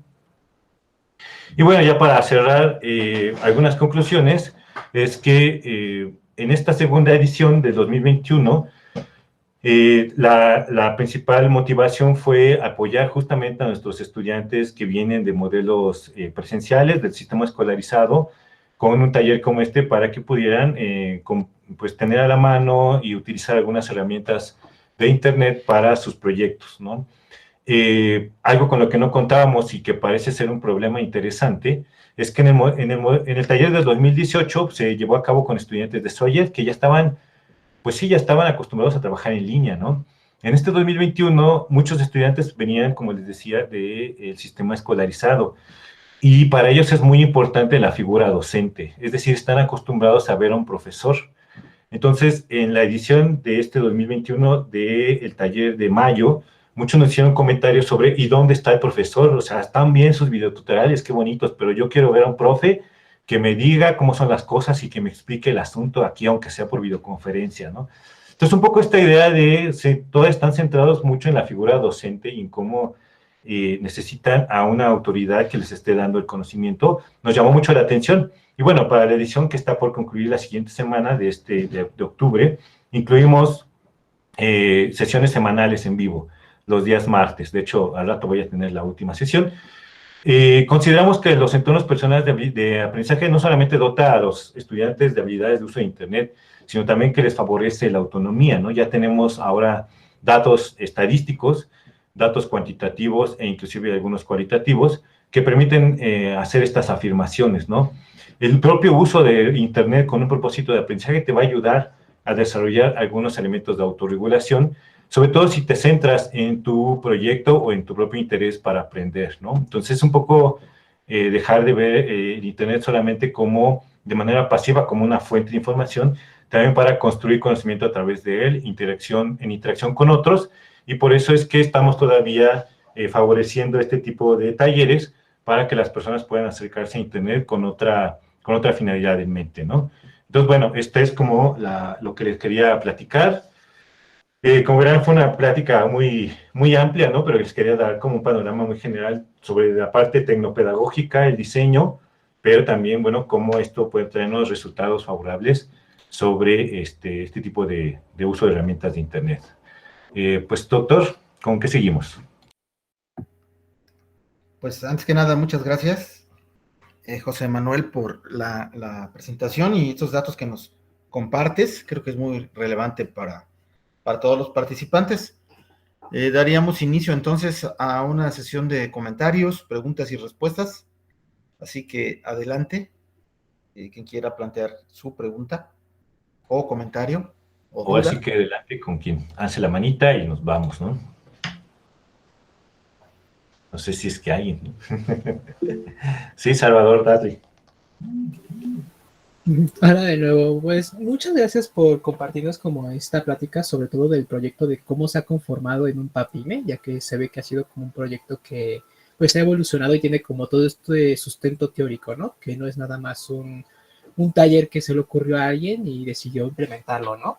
Y creo que se relaciona mucho a aspectos que hemos podido revisar particularmente en el seminario con el doctor Marco Antonio, porque pues principalmente no hace mucho estábamos viendo como estas implicaciones o algunas habilidades con las que cuentan los estudiantes que son como muy superficiales, ¿no? Asumimos que saben realizar como una búsqueda y realmente pues muchas veces nada más es utilizar una frase concreta y agarrar las primeras 5 opciones que aparecen en un buscador y pues realmente pues no es como tal una investigación eso, ¿no? Principalmente me surge la duda respecto a este proyecto PAPIME sobre cómo ha ido evolucionando y este aspecto que menciona de que los estudiantes todavía requieren como esta asistencia de un profesor, ¿no? De saber que no están simplemente ellos aislados, sino que tienen compañeros y también un profesor, por supuesto, que los puede apoyar. No sé qué tanto considera que ha tenido que revisarse el planteamiento inicial del proyecto o qué tanto se ha ido modificando a lo que en sus inicios fue en cuestión de contenido o estas cuestiones como de ajustes, desde que fue estructurado hasta la llegada de la pandemia que seguramente también aumentó el interés de los estudiantes por ese tipo de cursos y por supuesto pues también esta implementación de esta cuestión que tiene que ver como más con el diálogo de los profesores y los estudiantes que los mismos estudiantes están requiriendo. Sí, fíjate que evolucionó mucho, ¿no? La base considero que es la misma, ¿no? O sea, nuestra base, que son estas 5 actividades principales de planear, agregar, relacionar, crear, compartir, es la misma. El diseño instruccional de Merrill es el mismo, pero sí tuvimos que actualizar mucho las herramientas, ¿no? Por ejemplo, yo veía mis videotutoriales de 2000, bueno, lo reporto como de 2018, pero la implementación tecnológica fue por ahí de 2015. Pues claro, las herramientas cambian mucho, ¿no? Eso por un lado, ¿no? Entonces las interfaces inclusive ya se ven bien viejitas, ¿no? Uno ve Google Calendar de 2015 y está súper viejito, ahora ha mejorado muchísimo y hay unas funciones que no se encontraban, ¿no? Eso por un lado, pero por el lado justo de cómo la pandemia vino a traer a colación este tipo de implementaciones tecnológicas y cómo ayudan, creo que justo habla de cómo nosotros estamos muy centrados en enseñar a los estudiantes cosas muy específicas y demasiado simplistas a veces, ¿no? Cuando empezó el programa Aprende en Casa, fue como una solución súper emergente de la educación básica, ¿no? Y ahí fue cuando nosotros nos dimos cuenta que se centra mucho en el profesor, ¿no? Es decir, como esta idea de que es el profesor que tiene que estar enfrente del Zoom, enfrente del Meet, las 7 horas que tendría que haber estado en el aula, es esta idea de la educación a distancia, es pues pararte frente a una cámara, ¿no? Y yo dije, bueno, pero pues estamos hablando de la SEP y bueno, ya sabemos que la SEP trae acarreando cosas pues muy, muy retro todavía, pero me sorprendió mucho cómo los estudiantes sí pedían a gritos ver a un profesor porque es el profesor el que les puede dar la información y dar el conocimiento, ¿no? Entonces, ahí fue cuando nos brincó porque, bueno, tengo a mis estudiantes, aquí está, por ejemplo, Alison, que me ha acompañado desde el año pasado, nos brincó mucho esta idea de que ellos, sobre todo los estudiantes que vienen del modelo escolarizado, pues sí están muy acostumbrados a estar muy centrados en la figura docente, ¿no? Y muchos de ellos les cuesta trabajo preguntar a compañeros o acercarte a otros expertos que no sean tu profesor, ¿no? Entonces, en este taller se motiva mucho a eso, así de, bueno, ahora ve y busca a algún experto y ve y le escribes, ¿no? Y pocos realmente lo hacen, ¿no? Entonces, creo que eso tiene mucho que ver con esta variable que no abundé mucho en ella porque nos íbamos a tardar todavía mucho más, pero esta variable de las creencias epistemológicas a mí me ayuda mucho, me gusta muchísimo, porque es lo que tú crees sobre la naturaleza del conocimiento y el proceso de conocer, ¿no? Entonces, cuando tú crees que el conocimiento está fuera de ti y que tienes que buscarlo y apropiártelo, pues claro, lo que estás buscando es una fuente, y al estar buscando una fuente que tú le dotes de confianza, eso determina cómo te vas a acercar, ¿no? Y si tú crees que el Internet es la fuente de conocimiento, pues justo va a pasar lo que tú decías, ¿no? Ubicas a la fuente, copias y pegas, y pues ahí medio parafraseas, pero no construyes realmente conocimiento en interacción o en reflexión, ¿no? En otras láminas que tengo, en otro momento lo puedo explicar un poco más, hubo un impacto del taller en términos de estas creencias, pero haciendo a los estudiantes de licenciatura más conformistas con el conocimiento, ¿no? Es decir, se volvieron mejores buscadores, pero confiaban más en Internet como fuente, que está bien para los estudiantes de licenciatura y está bien porque nosotros fomentamos mucho eso como profesores, ¿no? O sea, los enseñamos a que todavía no pueden construir, tienen que consumir, ¿no? ¿Dónde viene la construcción? Con los estudiantes de doctorado. En otra experiencia tuvimos este mismo taller con estudiantes de doctorado. Y ellos, vaya que sí construyen conocimiento y además se sienten con la voz suficiente, o sea, con la autoridad suficiente para dar a conocer su voz sobre lo que están haciendo de su proyecto, ¿no? Porque claro, ya en el doctorado se te motiva que tú sí eres un constructor de conocimiento y tienes que además dar cuenta de esto que estás construyendo, pero los de licenciatura no. Ellos se volvieron mejores buscadores, eran pioneros en la búsqueda de herramientas, o sea, se daban a la tarea de buscar información y de buscar nuevas herramientas. Los de doctorado no. Los de doctorado no buscaban tantas herramientas como los de licenciatura. Pero a la hora de ser críticos con la información, los de doctorado eran muchísimo más críticos que los de licenciatura. Entonces, eso es un poco también nuestra culpa, ¿no? De nosotros los profesores de licenciatura, porque al final, pues, es lo que estamos buscando en ellos, ¿no? Que en esta etapa se les esté motivando a consumir información y a buscar las fuentes confiables, pero todavía no a construir el conocimiento, ¿no? Entonces, pues claro, está esta dicotomía porque depende mucho de lo que se les está solicitando en el nivel académico en el que se encuentran, ¿no? Y bueno, también es un poco llevarlos hacia allá, ¿no? Ya para que ellos sean, pues, también tengan voz y sean constructores del conocimiento que están buscando, ¿no? No sé si eso responde a tu pregunta, Salvador.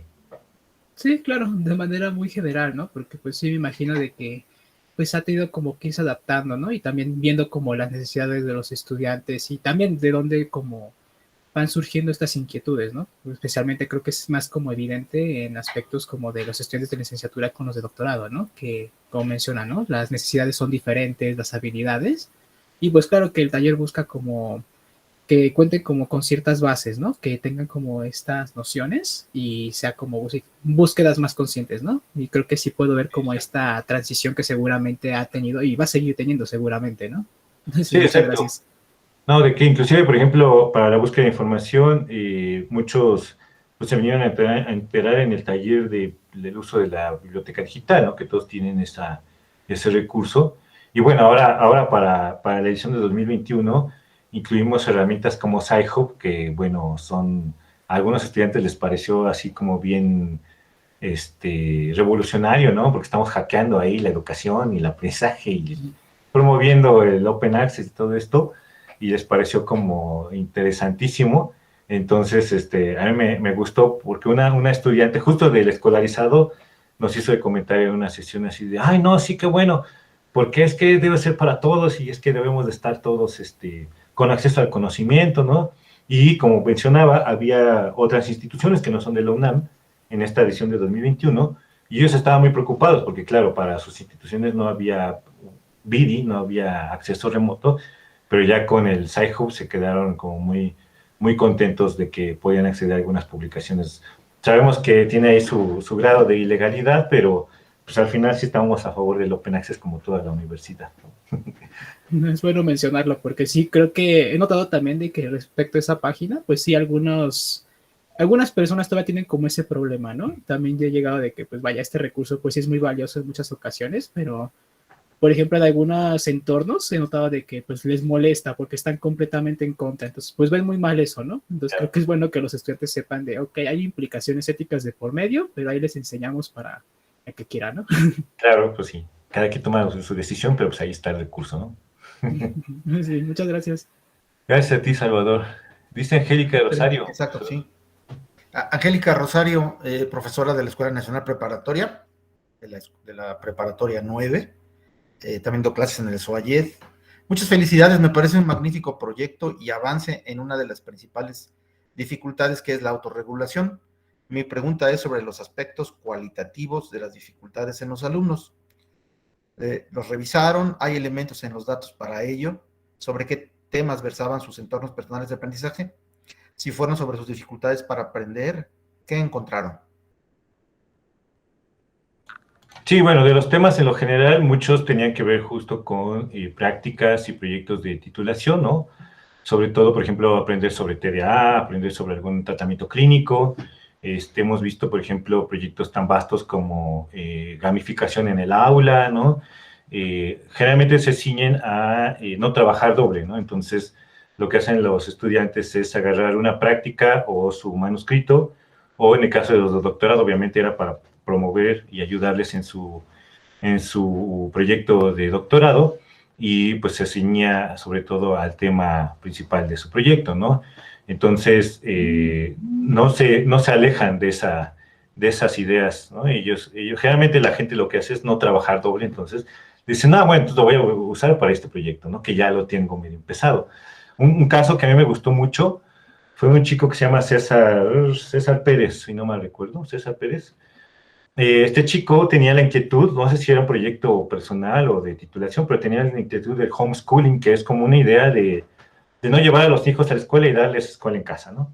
Total que de eso empezó a hacer su taller de entornos, de eso hizo su proyecto, y de ahí hizo su página de Facebook, y lo visité y le puse ahí un comentario, qué buena onda, jajaja. Con el paso del tiempo, después del taller, él siguió con ese proyecto, y resulta que después ya le invitaban a algunas cápsulas, ya le invitaban a diferentes lugares, porque ya se volvió como reconocido en el área, y empezó con algunos programas ahí de YouTube, que también pues se siguió, ¿no? Con esa línea a partir del proyecto, y me dio mucho gusto.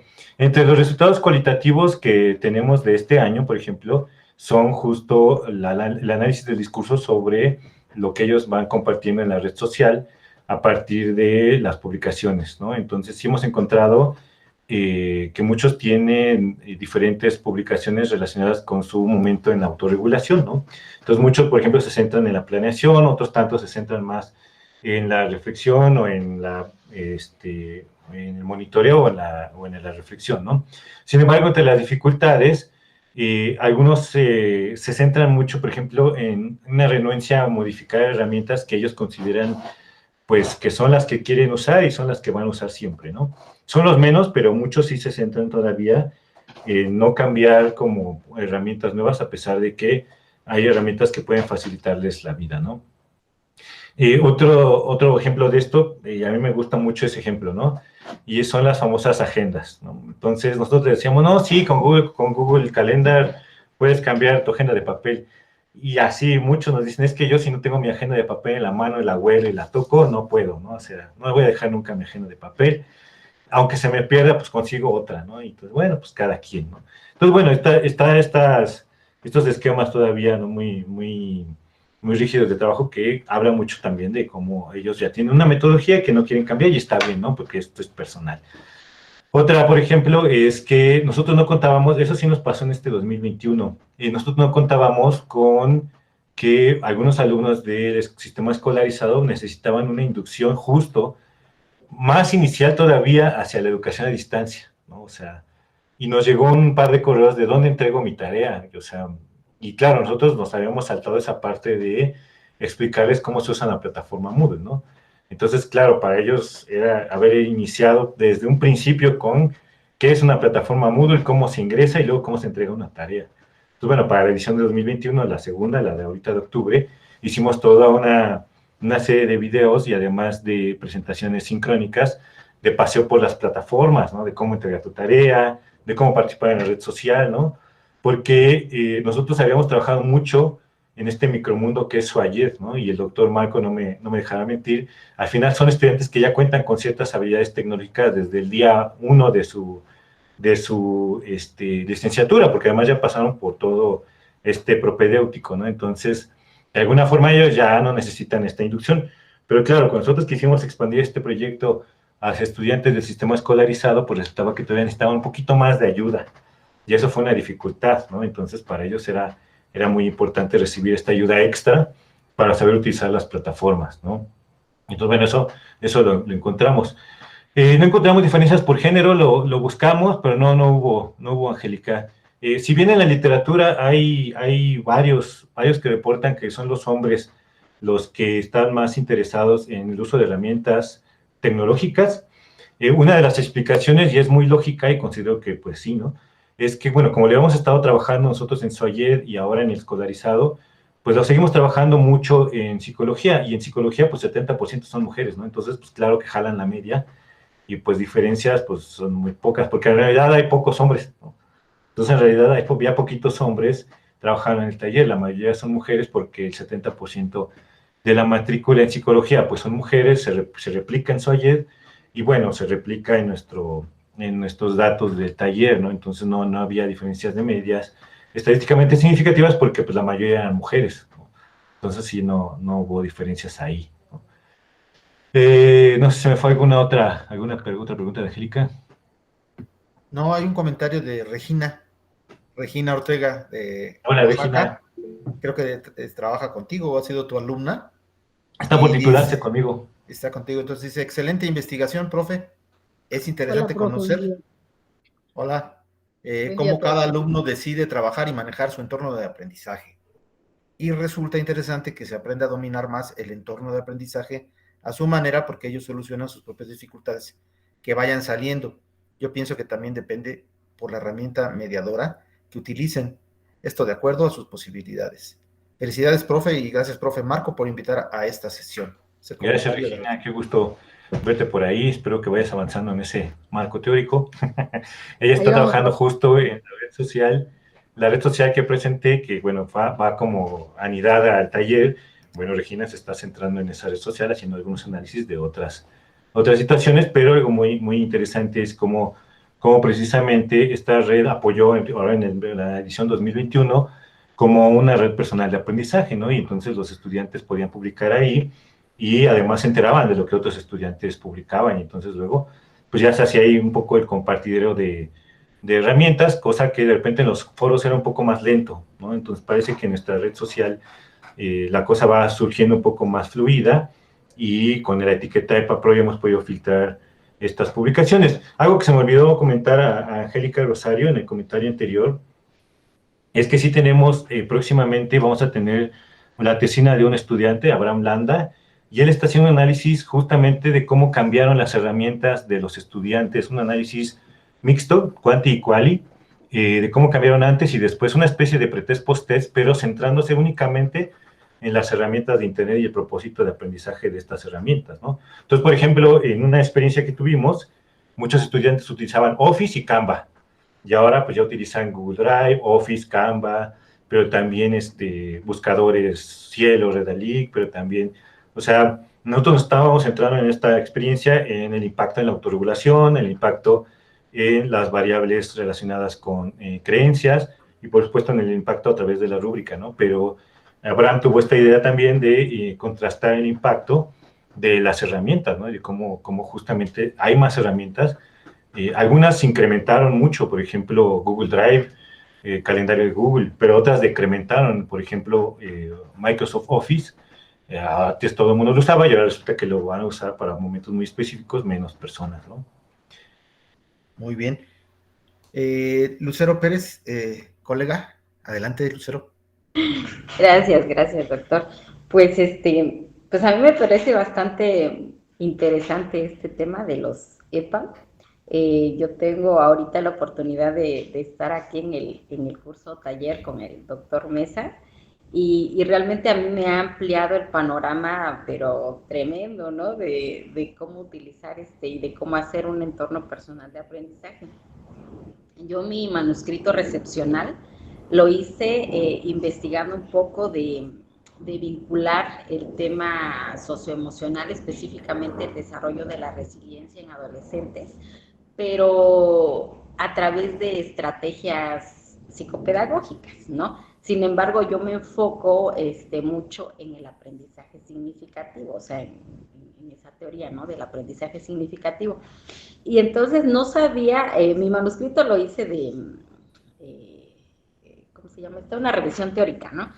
Pero me quedé con la espinita de llevarlo a la práctica, ¿no? O sea, de hacerlo como práctico. Entonces, ahorita pues yo tengo la oportunidad de alguna manera de implementarlo en un grupo de estudiantes de un taller de computación, pero no sabía bien cómo aterrizarlo. Entonces, este taller de construcción de entornos personales de aprendizaje, sinceramente a mí me ha servido mucho. ¿Por qué? Pues porque me ha dado el panorama de cómo utilizar cada una de las herramientas, o sea, más allá de la visión que yo tenía. Pero también me encuentro con a lo mejor no, bueno, sí, con una duda, ¿no? Como para ampliar más este conocimiento acerca del diseño instruccional. Por eso de ahí mi pregunta es, por ejemplo, en los EPA, ¿se ha planeado en ampliar el tema específico del diseño instruccional? Porque si bien nosotros, por ejemplo, conocemos, ¿no? Las diversas herramientas y hemos aprendido, ¿no? Hemos conocido a utilizar los organizadores, los buscadores y demás, pero a veces, bueno, a veces yo suelo alejarlo, a veces un poco, de repente, de mi objetivo, ¿no? Entonces, ¿cómo vincular precisamente a través del diseño instruccional? Que lo que usted nos explicaba la vez pasada, bueno, pues que ya es otro punto, ¿no? De la vinculación, pero sí me gustaría saber si, por ejemplo, en un próximo taller, como que se ampliara más esta información o se ligara mucho más a vincular el diseño instruccional muy específico con alguna de las herramientas. Sí, de hecho, el diseño instruccional nosotros lo utilizamos bajo el pretexto de tener una fundamentación para las diferentes unidades del taller, ¿no? En algún momento alguna profesora nos decía, es que este taller es de metodología de investigación. Digo, no es de metodología de investigación, ¿no? Entonces, primero, no es de metodología de investigación, pero sí ayuda a los proyectos de investigación de los participantes, ¿no? Porque les da las herramientas. Pero otra es que sí hemos pensado en algún momento en hacer énfasis en cómo las herramientas pueden ayudar en ciertos momentos al diseño de otros talleres, ¿no? Por ejemplo, hemos estado pensando en cómo poder derivar este taller más allá ya del propio entorno personal de aprendizaje. Nosotros ahora estábamos este año trabajando con un énfasis más en la red personal de aprendizaje, ¿no? Que es lo que estamos tratando de hacer en Ista Social, pero también hemos estado pensando en, bueno, ¿y ahora cómo podemos nosotros apoyar a las demás personas a que puedan crear sus propios talleres de entornos personales de aprendizaje para que se disemine un poco la idea? Es un concepto, como vimos desde un principio, es un concepto como truculento, ¿no? Porque, pues si se fija, todos tenemos entornos personales de aprendizaje, ¿no? Lo que pasa es que, pues a lo mejor no lo conceptualizamos como tal, ¿no? El truco aquí, la magia, el chiste, es que les enseñes a las personas que todos tienen un entorno personal de aprendizaje y lo conceptualicen, ¿no? Es decir, yo tengo herramientas para esto, para esto y para esto, y al final, pues puedan ver cómo eso se va enriqueciendo y se va modificando, ¿no? Pero en otras investigaciones, por ejemplo, un compañero y amigo querido de la Universidad de Costa Rica, él agarró y te puso a evaluar masivamente a universidades de Costa Rica los entornos personales de los estudiantes, ¿no? Y yo me quedé, ¿y eso cómo lo haces? Ah, pues nomás le explicas qué es un entorno y ellos ya te dicen qué herramientas de esta lista, pues, están utilizando con fines de aprendizaje. Y dices, ah, bueno, pues sí, y entonces pues ya sacó una evaluación muy, muy grande, muy amplia, casi que a nivel nacional de Costa Rica, de cómo utilizan los entornos, ¿no? Entonces, un poco la idea es ayudar a las personas a que conceptualicen y, como decía hace rato, observen, autoobserven, qué están haciendo con las herramientas de Internet y para qué propósito, ¿no? Esa es mi propuesta, es que haya un propósito de aprendizaje, ¿no? Por eso el entorno en el taller se favorece a través de un propósito de aprendizaje que a través de la literatura, en su momento revisamos. Una cosa es un entorno personal de aprendizaje así en la idea, y cuando lo centras en un propósito, en una actividad, en un proyecto, pues claro, toma forma, ¿no? Pero muchas veces se utiliza así como vagamente, ay, ¿cuál es tu entorno? Pues, ¿para qué? Depende, ¿no?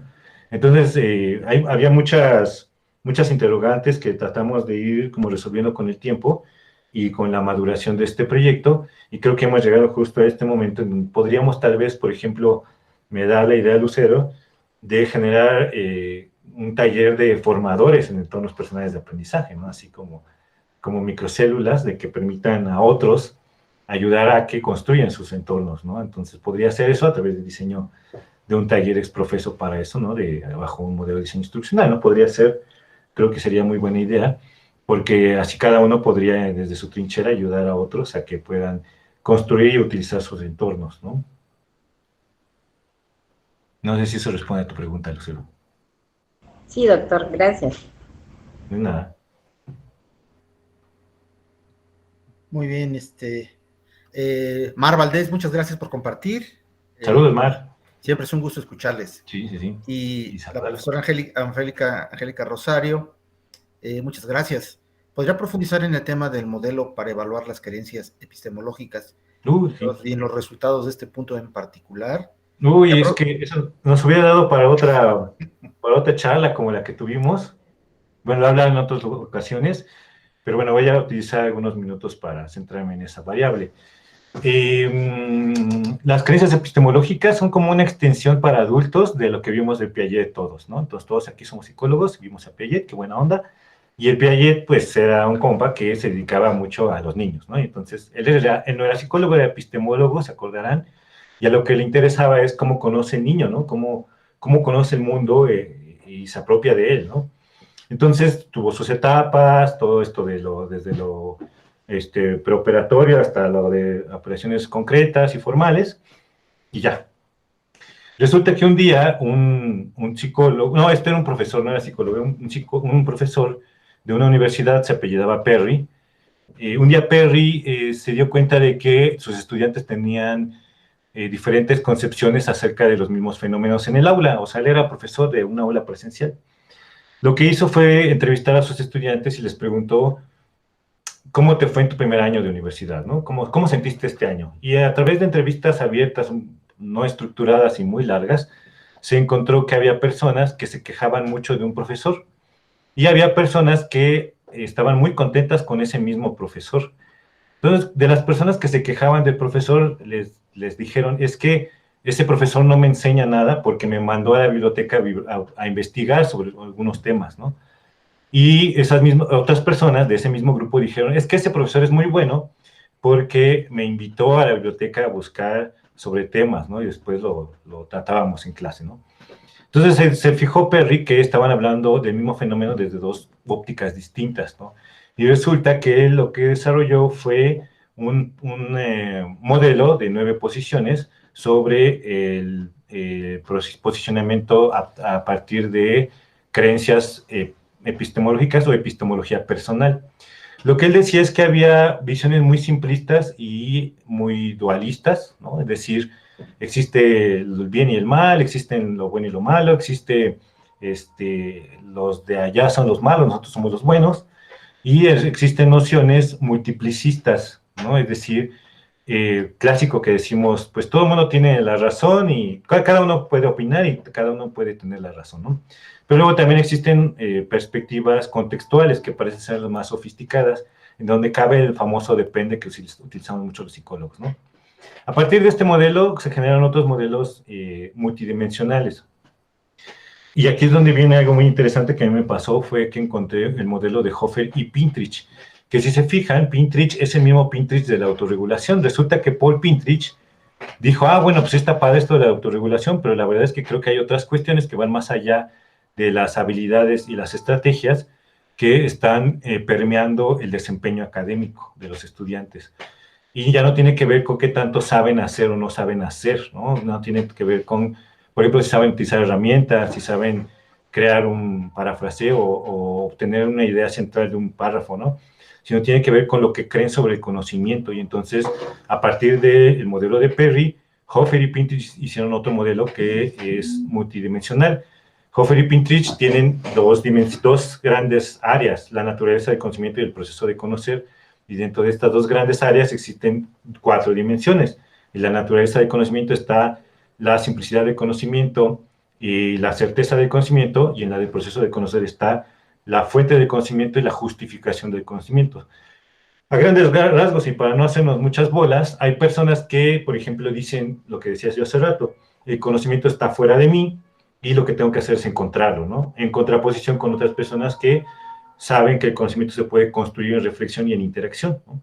En la justificación del conocimiento hay personas que dicen es que yo justifico este conocimiento como el conocimiento correcto a partir de que me lo da una autoridad, y hay otras personas que piensan que el conocimiento está justificado a partir de que utilizaron estrategias de indagación y de investigación para contrastarlo con otras fuentes, etcétera, ¿no? Entonces, esta noción de las creencias epistemológicas consideramos que tiene mucho que ver con los estándares que, por ejemplo, las personas se fijan para alcanzar ciertas metas. Por eso consideramos que también tenía un impacto en el entorno personal de aprendizaje.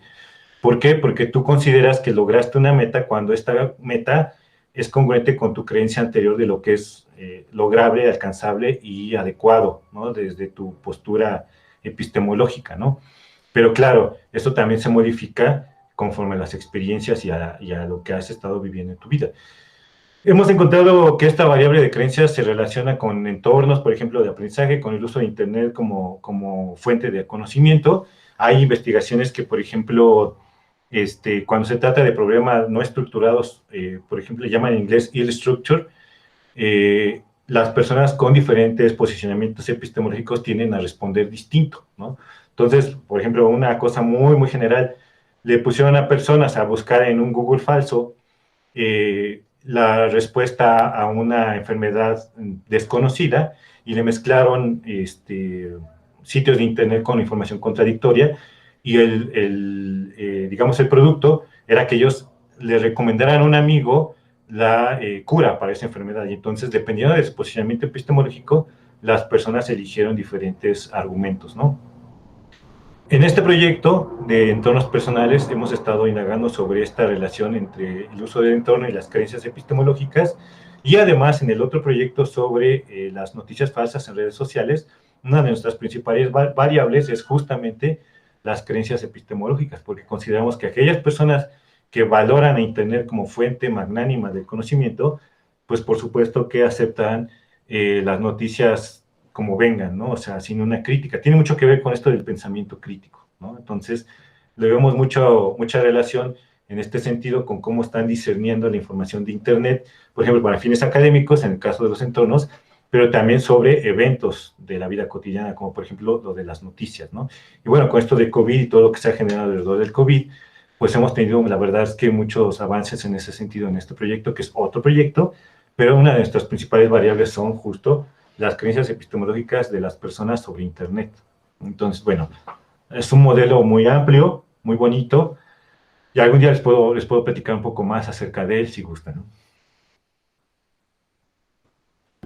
Pues excelente, muy interesante, José Manuel, lo que nos estás aportando, y de estos avances que has tenido en tus proyectos. Atlay Terreros dice: muy interesante la conferencia y el proyecto. No conocía el modelo de Merrill, pero me gustó mucho cómo caracteriza el aprendizaje. Sí, ese modelo es muy bonito. De ahí te cuento brevemente otra experiencia. Una profesora, la mencioné, la profesora Susana Bárcena de Presencial, se acercó a mí porque somos amigos de muchos años, y utilizó este modelo para un curso. Él iba a ser presencial, un curso sobre sexualidad para padres de hijos sordos. Y me dijo: Manuel, ¿cómo lo pasamos en línea? Y dije: con el modelo de Merrill. Entonces, imagínense, está muy padre porque la historieta le enseñan al papá: mira, puede tu hijo estar pasando por esta situación, ¿no? El uso del condón, etcétera, ¿no? Y luego la activación del conocimiento previo, se les preguntaban a los papás, pues, si habían estado en una situación parecida, etcétera. Luego en la demostración, a través de videotutoriales, pues mostraban justo, ¿no? Algunos elementos, por ejemplo, el uso del condón, el uso, qué es la menstruación, etcétera. El noviazgo entre los adolescentes con problemas de sordera. Pero luego lo interesante venía en la parte de la aplicación y en la integración, porque en la aplicación hacían ellos un ejercicio con las profesoras del taller, así de, cuéntame tú, ¿cómo le explicarías a tu hijo qué es un noviazgo o qué es un condón? Y luego en la integración, que es integrarlo a tu vida cotidiana, tenían que ir con el hijo a enseñarles cómo utilizar un condón y luego reportar cómo les fue, ¿no? Entonces, eso sí que es integrarlo a tu vida cotidiana, ¿no? Entonces, imagínense lo interesante que fue que para ellos, los papás pudieran tener este acercamiento con sus hijos. Y bueno, para fines de ese proyecto, que fue un papi también, les resultó muy benéfico el modelo Mary, porque acercó por completo a la vida cotidiana de los participantes, que en este caso pues eran padres de familia. Entonces, ayuda mucho a las personas que tal vez no tienen estas habilidades tan sofisticadas de uso de herramientas, el que tengas un modelo de diseño instruccional detrás de la instrucción para poder mostrar conocimiento nuevo, ¿no? Entonces, sí, a mí me gustó mucho esa experiencia también. Muy bien, está Trejo, que dice, sin duda, las variaciones relacionadas con las carencias epistemológicas son muy interesantes. Como pudimos notar que en la presentación incluso influyen en la forma en que los estudiantes necesitan o no a un profesor. Gracias por compartir la información. Es Efraín Trejo, profesor también de SOE, compañero, sí, colega y amigo también, con quien he estado colaborando en varios proyectos. De hecho, él ha colaborado en algunos proyectos y estuvo en unos seminarios también, y bueno, ha estado también inmiscuido en esto. Entonces, sí, él precisamente ha estado también trabajando en estas nociones, ¿no? En la red social, en cómo los estudiantes se van descentrando de la figura docente, ¿no? A través de unos ejercicios, por ejemplo, que él implementó en su módulo de Swagger, y cómo se van apropiando de otras herramientas que les permiten justo hacer a un lado un poco la figura docente y pues ser ellos más partícipes de su proceso de aprendizaje, ¿no? Sí, claro que sí, Efraín, muchos saludos, qué bueno verte por aquí. Ahora sí, con Efraín sí lo identifico, Efraín Trejo, también sí, saludos. Sí. Pues estamos por terminar la conferencia. Yo tengo muchas preguntas. Una de ellas es, ¿por qué no hacer que estos cursos, capacitación, creo que sería muy importante para el nuevo plan de estudios que los estudiantes de SUAYED pudieran tomarlo dentro del currículum? Y también me supongo que en el futuro, cuando volvamos el año que entra a las clases presenciales, ya no serán tan presenciales, me supongo que migrarán un poco a la educación mixta, y se va a necesitar fortalecer a los estudiantes en el uso de recursos, de herramientas y aplicaciones de Internet, y darle esta lógica de cómo ellos pueden irse fortaleciendo en este tema, ¿no? Yo creo que sería importante que se pudiera introducir en el currículum. Sí, sería bueno, la verdad es que podríamos pensar en su inserción, ¿no? Estarían buenos, sobre todo en los primeros semestres, o un refuerzo también a los últimos, porque creo que viene muy bien, por ejemplo, para el egreso, para los proyectos de titulación, para las prácticas, ¿no? Entonces, a mí me gustaría muchísimo, ¿no? Hemos estado metiendo ahí la cuchara en algunas asignaturas como interacción humana, pero pues sí creo que desde los entornos se puede hacer un montón de avances y cosas, ¿no? Para los estudiantes. Podríamos pensarlo que sí, estaría muy bien. Porque los alumnos, a pesar de que pasan el propedéutico y entran al SUAYED, empiezan a batallar mucho y aprenden rápido, pero el primero, segundo, tercer semestre sufren para tener dominio tecnológico y utilizar los equipos de infraestructura tecnológica. Entonces creo que podría funcionar. Sí, yo también creo. Pues podríamos platicarlo a ver si en su momento lo podemos integrar, aunque sea como un propedéutico también, ¿no? No sé, ya lo iremos viendo, porque creo que los primeros semestres ya están desarrollados, ¿no? Sí. Pero a lo mejor para los últimos podemos meter la cuchara. Estaría bueno. Mire, ya al final dice Angélica, qué gusto de estar en esta actividad y nuevamente gracias por la generosidad de Marco y usted al compartir con tanto entusiasmo. Lucero dice, sí, sería excelente vincularlo a las materias de licenciatura. Sí, pues estamos viendo si, por ejemplo, también mandamos a la RUA algunos de estos ¿No están todavía subidos a la RUA? No, todavía estamos en aquello, es parte, queremos hacerlo como parte de este proyecto. Y el siguiente mes ver si lo aprueban y que pueda ser accesible a varias personas y ahí pues que lo puedan emplear, ¿no? Pues sí. Estaría excelente. Muy bien. Bueno, pues terminamos entonces con la conferencia. Muchas gracias al doctor José Manuel Mesa Cano por su plática, que la subiremos a internet. Pues muchas gracias a los participantes, a mis alumnos del doctorado. Solamente enviarles el mensaje que la próxima semana revisaremos el artículo que estamos elaborando de manera colaborativa y veremos el cierre del curso, porque ya estamos terminando, tanto en licenciatura como en doctorado, estamos terminando el ciclo lectivo. Así que muchas gracias a todas y todos por haber participado. Al doctor José Manuel Mesa, muchas gracias y hasta la próxima. Hasta luego, muchas gracias. Gracias, hasta luego. Hasta luego, profes. Gracias. Ya, Que estén hasta bien. luego. Adiós. Bye.